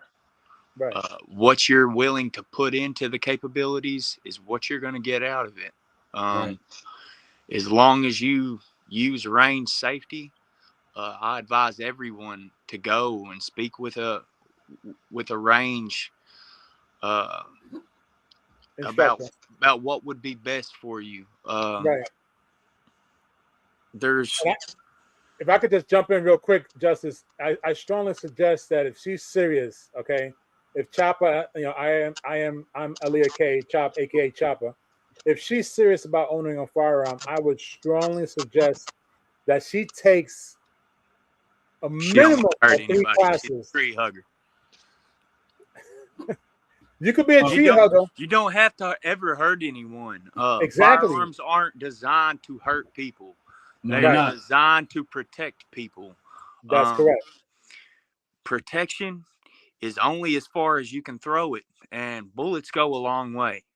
So, the only freedom seeds are the way to be, even if you don't have them in your wallet or the place to be. Is the way that I've always went about it. If you don't keep protection in this fashion, the longest extension of your arm available is what I would advise, and make sure that you've got a good swinger on you. Even with that, unfortunately, this time and age, because I got to be honest, I just watched in the past week. I watched 2 devastating videos. I watched one video of a police officer almost getting unalive in a Walmart from Canton, Ohio. That's the one I actually was trying to talk to Ant Like the Bug, because he's supposed to be up that one. And the other one I watched where these guys dressed up as UPS drivers and went to a house and unalived every adult in the house and left the kids in the house by themselves. So when we talk about protection of the home, okay, Chopper, you're in Canton, so you might have heard about that young man that his name was Sean, that tried to unalive a police officer inside the Walmart, and the gun jammed on him. And because the gun jammed on him was the only reason why he didn't know how to tap, rack, and boom. No, he did. It's just it wasn't meant for that police officer to lose his life. That's what it was. Or he wasn't fast enough, dirty. One of the two. No, that kid knew exactly what he was doing. He knew exactly what he was doing. The only thing is that I think what there's 2 things. He probably never had cleaned it, and he had the jam in it. Did he tap rack? And he tapped rack. Okay. I kid clack. Once he went clack, he didn't fully. I guess he fully didn't rack it, and that's where he messed up. He didn't fully rack it. He partially racked it, and the 2 rounds hit. So he had double jackets inside the chamber, which is what messed him up. Luckily, the manager of loss prevention, I want to say, is either former military or present military, based off how he was wearing his tie class. I know as a Marine, we wore it a specific way. So I looked at his tie class. So I'm guessing he was a Marine. He jumped on him very quickly, which also allowed the police officer to intervene.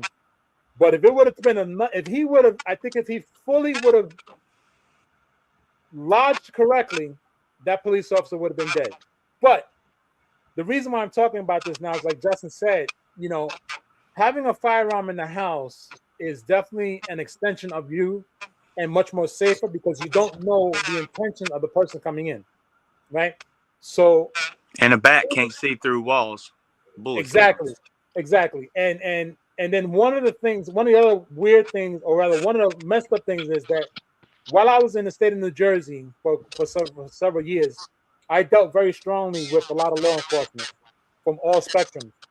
And in the state of Jersey, law enforcement officers are held at a point where they cannot use their firearm inside their home when an intruder comes in, which is totally wrong. So at a conference that I had went to at one time, I had advised them. I said, well, if an intruder comes into the home where there's a law enforcement officer and he has his weapons and his family's home, shoot the intruder in the foot. Because that way, I prefer this inside the home myself. well, that's nice. Yet, if the intruder, it's a lot cleaner. You don't have to worry about your kids in the next room. As long as you know where the advantage is, you can take advantage of it with that. yet here's I'm going to ask you this question.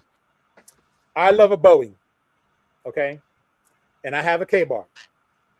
So, from experience, I can tell you like this: I would prefer to have a firearm over the Bowie or K-bar 10 times over. No, not me. Not inside a home. I do.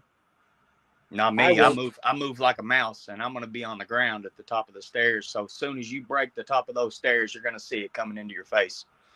Well, you see, the gracious thing, and I appreciate that information, and I congratulate you on that. You run scenarios in your house, Justice? Let's just say I've ran scenarios all over the country, Okay. and I've been in every situation that you could advise. There's clean ways to be, and there's unclean ways to be.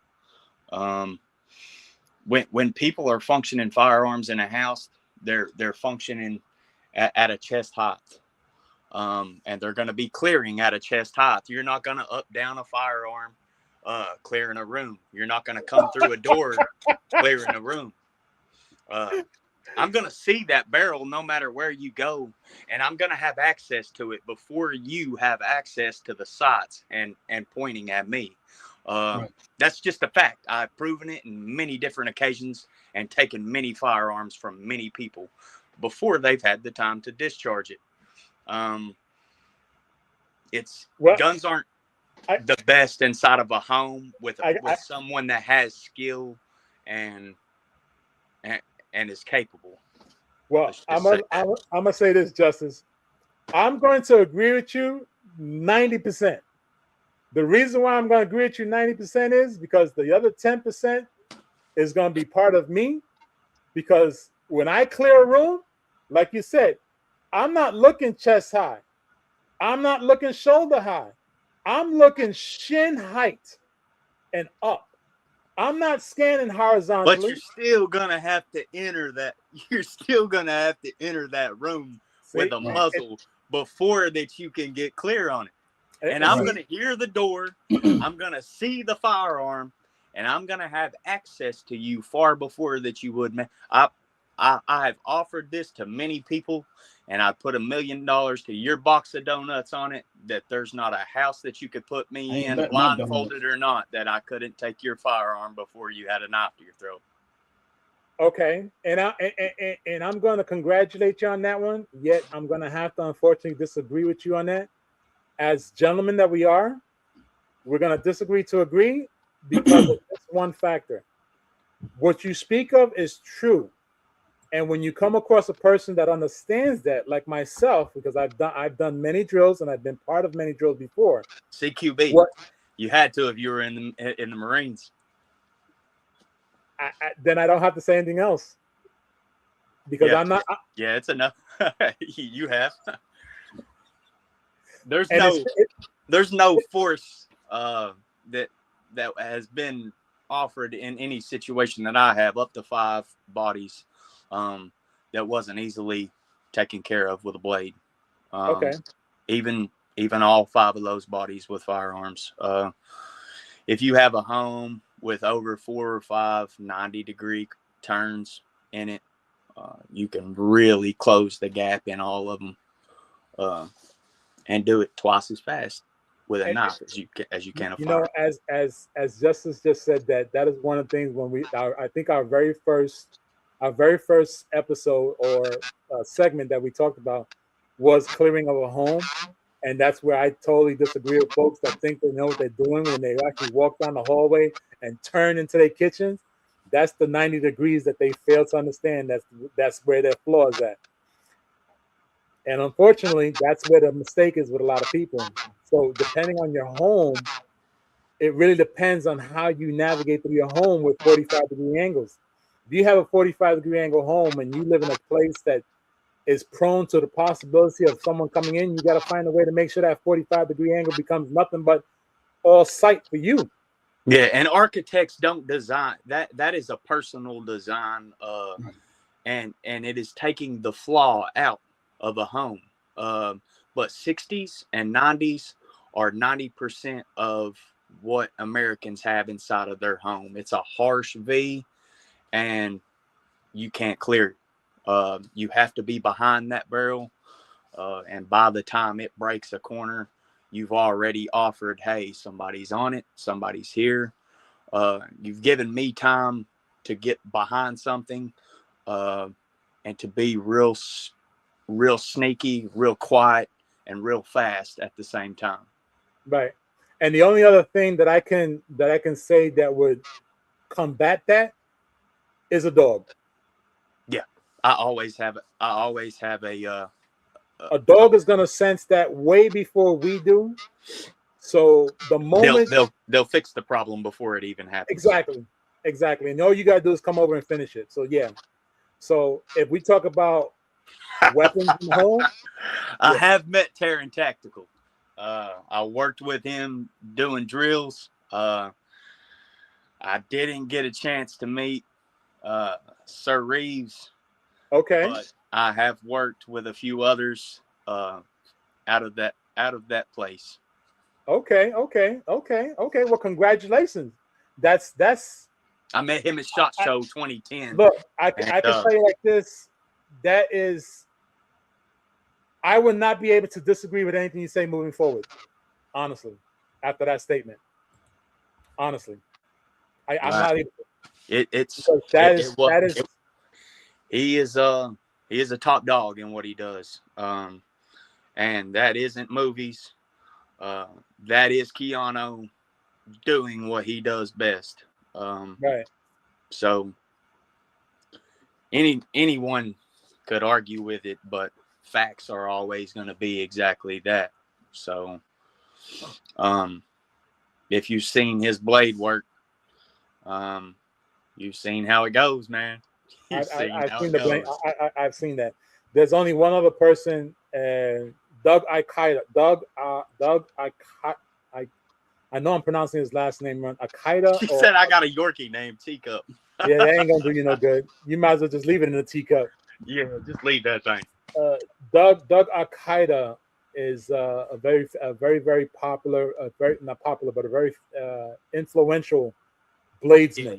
He's a martial arts blade coach, and he uses a karambit. Yes. In a reverse grip. Yes. I've also met him. So, again, justice, hands down, because again, you're speaking, and I can attest to what you're speaking of is actually true, because I didn't even mention the weapon of his choice, and you sure did. And surprisingly, I'm at a loss for words right now, because it's almost like I'm listening to the instructor that instructed me. So I cannot say anything. I'm shocked. I'm just not. I like a karambit. I just don't like the closed reverse. Okay. I was trained opposite. It is a beautiful form, but there's a lot of martial arts that go into using it, and it's a long time to develop. I've been working on it for a long time. Just to say that I have, and I still prefer what's taught in the service, and that's 8 inches or better, blade forward. The only time that you go closed and reverse is when you're wrapped up. That's right. That's That is 100% factual right there.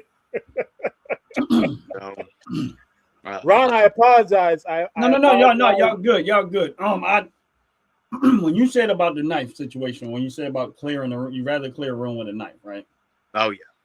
All right. Now, I'm in my head. This is just me thinking in my head, and I kind of get what you're saying. As far as you'll be able to get to the person faster, quicker, and stuff like that. Without offering any part of my body available to that muzzle before. Right. I'm not really referring to you personally. I'm just thinking in my head that may work for you.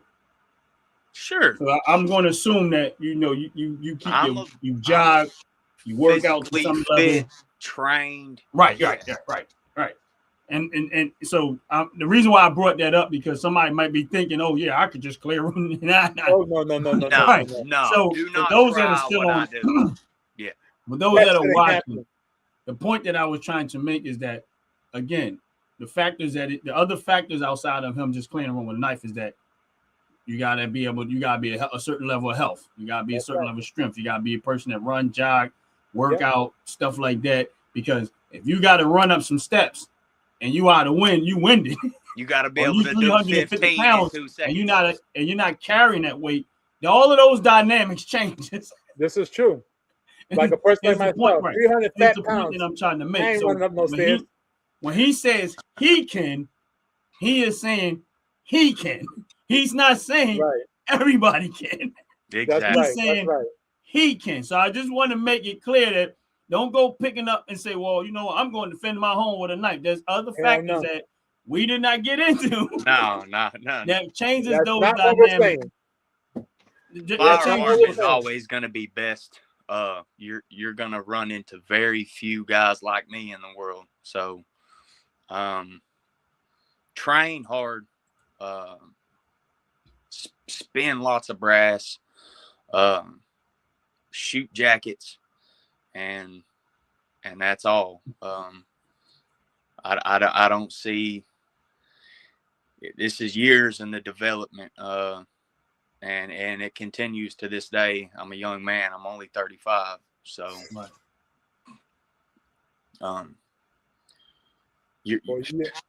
before and we got a 35 years over here talking training senior citizens. Look here now. And I'm sitting here and I'm welcoming every ounce of. I know, man. I love it, man. Honestly, just you don't realize I'm quiet because I'm consuming. You know what I mean? And that's the reason why I'm very quiet. When someone's talking to something, I'm like, okay, I love experience. I love someone else's experience, and I love it when I know somebody and they know what they're talking about. Right. And I can go from being a teacher to the student real quick. And right now, I'm a student. I'm just like, oh man, that makes two of us. He's talking on the level. I respect that, man. And so that's me, understanding that I'm in the room with a teacher, and I need to become a student because there's information this brother is talking about. Even I have never came across, nor even I've a lot of stuff I haven't even thought about. Now, of course, guns are different. Guns have different functionalities, qualities, things like that. I get that. I don't, like I told you before, I shoot what I have. I don't go to the range and rent this, try that. I just, whatever I own, that's what I use. That's what I train with. That's what I use. But, like I said, like I appreciate you, man. Like you know. Hey, it's all love, y'all. That's why I can tell you lived that life. Like, and I'm not talking about street life. I'm talking about, somebody that's really serious about their craft. I've had the opportunity to steer a lot of great individuals in the right direction in these areas, and I enjoy my work, my full time and my part time. So. Well, Justice, it's I gotta say like this, and I apologize for interrupting you there, brother. I really did appreciate all the information you shared with us, and I am humbled in such a way to know that I can still be taught at my old fat ass age, something different. Nah, man, don't talk like that about yourself. No, brother. No, You're brother. a beautiful human being. You're exactly how God made you, brother. Look. I've always been a career student. Okay, I've always been a career student, and I love to learn. Okay, there are things that you have mentioned that I was surprised with. Okay, I've done a lot of research and I've done a lot of things myself. I've done a lot of shooting. I've looked into things, and there was still a lot of things I never knew. And there's some information that you put out there that really shocked the shit out of me. That a person, and I honestly say, do not take this the wrong way. Take this the right way. A person of your age with that much knowledge is fucking dangerous. Okay, straight up. You In a good way. Yeah, that's what I'm saying. Take it as a good Ron. because you are fucking dangerous to society. I don't get out the house much. If You sure? I'm gonna throw this out there. Ron talks about government tyranny. I'm telling you right now, you're gonna be getting a phone call from me, and I'm gonna hire you. The world is suffering from tyrants right now, and it's a horrible thing. But I've seen foreign governments collapse, and I've seen how it happens. And boots on the ground with strong backs and strong minds are always going to be the way to be. Train that before you jump behind a firearm, and you will be holding the key for your success. Yep. Well, that's true. That's true. And unfortunately, I have to disagree with the boots on the ground concept, because there are times, and I speak from experience, you can be boots on the ground and being a police, and you understand what I mean by being police? Yeah. They don't. In a country where you're not supposed to be, and be looked at the wrong way, and expect you leave that to guys like me that can blend.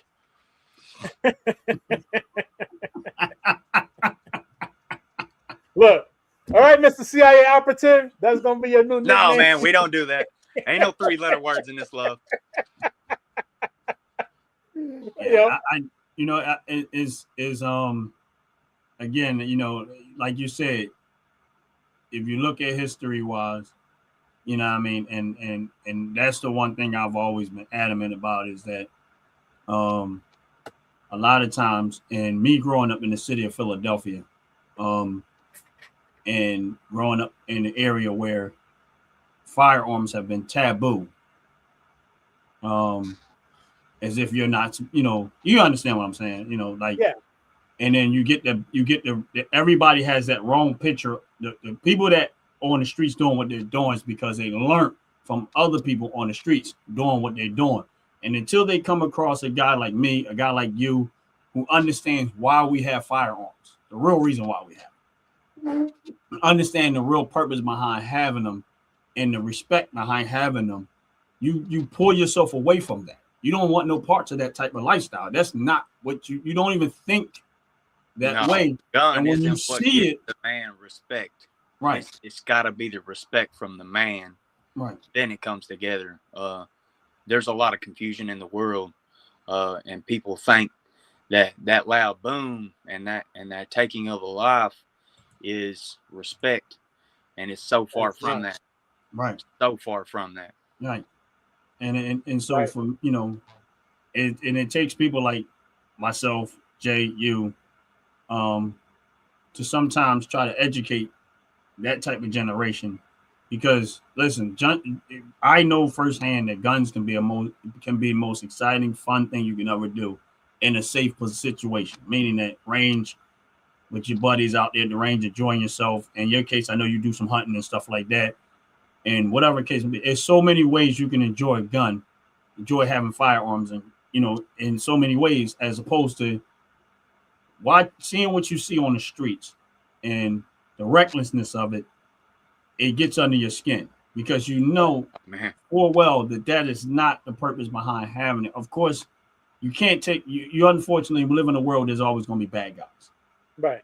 I mean, and I always say this, there is nothing. I said a good guy with a gun is like a police officer with a gun. A good guy's going to do the right thing. And right. if he comes up in a situation where someone's been ready to be victimized, having a good guy with a gun, knife, or whatever it is, a weapon, whatever that weapon may be, is always going to protect the innocent because he's a good guy. They're not out there trying to hurt nobody. They're not out there trying to rob and steal and take. They don't think that way. Right. You know what I mean? But in the moment someone else does, I always say this: when someone's decided to do something bad, I don't want it to be fair for them. I don't want it to be fair because you've already decided the moment. You've already broke the rules. Huh? That you've already broke the rules. Right. You already broke the rules. And once you broke the rules, I don't want it to be fair. I want it to be 50 on 1 if it's 50 on 1. That's how, because I want you to learn firsthand, and anyone else that have those thoughts, that this is what's going to happen to you if you decide to do the wrong thing. You're breaking the rules. You got it. My thing is this is the reason why I try to do stuff like this, and I talk this way, and I try to educate as much as I can. Especially people that are from inner cities, because a lot of times they get the wrong message. Yeah. And they need guys like myself, like Jay, and you yourself, and all these other people that know the right way about this and what this really thing about, man. Because at the end of the day, here's the thing. If the government was to decide, you know what, we're going to go tyrannical, you're going to wish that you had guys like you, that you knew guys like you, myself, Jay, because they're not going to be fair about it. No, they're not. Quick. Right. And the only thing that keeps America from that happening is because we have armed citizens, and plenty of them. And the ones that they don't brag about what they have, they don't talk about what they have, but they're ready in the moment. You get what I'm saying? And if these politicians didn't know that internally, that's why they only go but so far. Because they already know that at some point, America is not like any other country. They're not going to just sit back and stand for what it is. And that is the reason why they're always trying to find slick ways of disarming. And they'll put it into little slick laws. They'll put it in the slick little rules. And that's why I say you can never give them an inch lawfully, because if you give them an inch, they're going to try to take more than a mile. Yeah. You know what I'm saying? You're and right. That's where we have to be careful at. But man, I appreciate your time, bro. This show is your show, man. bro. I'm glad I could get on here. Anytime you can make it, I know you're a busy man, but anytime you can make it in, this show is your show. You're welcome. This is part of your channel, man. As much as you can, whatever you can. When you got time, pop in, man. We appreciate you, bro. You know what I mean? You're part of the Fracas Show. We know that. You know what I mean? Thanks. All love, man. Anywhere I can be, y'all are good people. Advising good things, teaching, learning is always something that I've been a part of. Oh, okay. That's what's up, man. I support it to the fullest. Well, before we go, Ron, I wanted to show you this here. He's got Abrams in the background. Is that outside your house, Jay? If I had the chance to get it there, I would. But this is down the road from me. And I'm trying to find a way that they can bring it to my house. Because I tell you, when government tyranny starts, I want them to see this in my front yard. Yeah, that'd be a great deterrent. Yeah. You wouldn't even need a live load in that barrel. You could just run it through somebody's house. Exactly. I mean, you got to be a real bad mother sucker, boy, to come into my home and think you First of all, if I ride by somebody's house and that's outside, I don't even want to know what else you got. Yeah, I'm gonna keep on going. Keep on going. Nah, man. That was in front of somebody else's. I'm not even walking on your lawn because I already know what's under them ground. I'm not even gonna try to go on your lawn because now I don't. Nah, you done messed up. That joke was sitting. They even had that was sitting in front of somebody's land. Okay, yeah, he owns it. They sell. And I was like, okay. Huh? I said, can I get close enough? Sure. Get close enough. Don't get any further in the front, though. Yeah, you can buy them. And they functional? They're functional. How much? I don't know that answer, but I will definitely want to find out. Huh? I'll find out for you. Million. I don't think it's that much. Yeah, you want something live and you want something that moves. Well, live, yeah, live. But I mean, if you could just get that Abrams one, right there wouldn't go for any less than $1 million. That's not what he paid for it though. He probably got it secondary. Probably. It's certainly pre-80s. Oh yeah, definitely. So definitely. Justice, you was trying to buy you a tank, man. You seem to know a lot about these. Wait. Time out. Quit laughing, man. Time out. You want to go half? Did you catch he didn't have no air coming out his mouth when you said you were trying to buy one? Look here. We seen his land.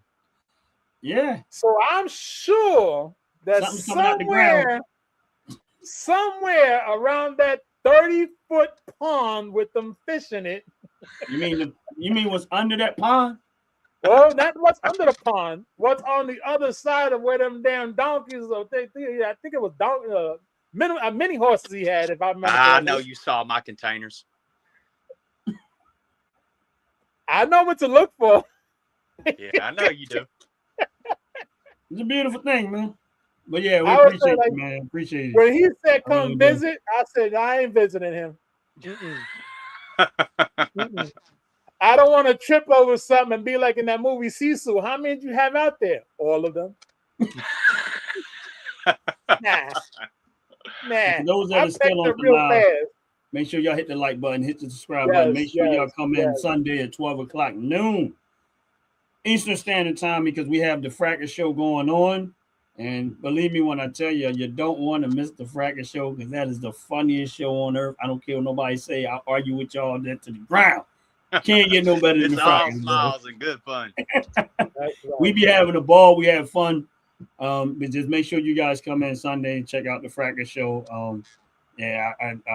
This was a good show, man. A little longer than we normally go, but I'm glad, and it kept me alive, kept me waking up, and I'm glad we got a chance to knock this out. And beautiful thing, man. Appreciate you, Justice, man.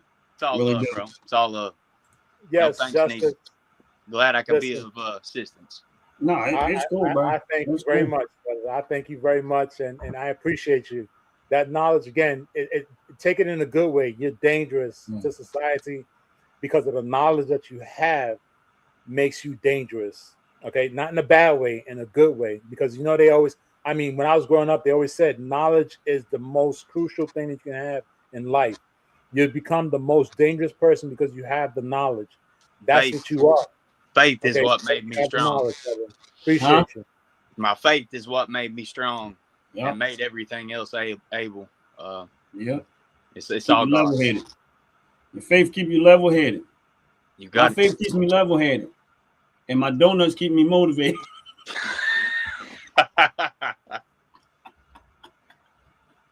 It's good seeing you guys, man. And same here, man. Hopefully, I can see you for taking time. Have a good one, man. Appreciate y'all. Y'all have a good one. And we get ready to get up out of here. Y'all have a blessed, wonderful day. We out of here. Peace. Check out this 30-second video. Make sure y'all get y'all top to bottom life care. Something like that. And don't forget to use Ron's opinion discount code of OG Network 26 for 15% off your top to bottom products. Okay. Don't forget OG Network 26 promo code when you make your purchase. 15% off your purchase. $35 and up. Y'all have a blessed, wonderful day. We out of here. Peace. Check out the commercial. Fellas, ladies, you looking for lotions? You looking for beard oils? But unfortunately, everything you get from mainstream got chemicals in it and it's probably killing you? No problem, we got you. Go check out my people from Top to Bottom Hair and Skincare. That's Top to Bottom Hair and Skincare. www.top2bottom, BOTTU, the U is for unique, M.com. Tell them I sent you.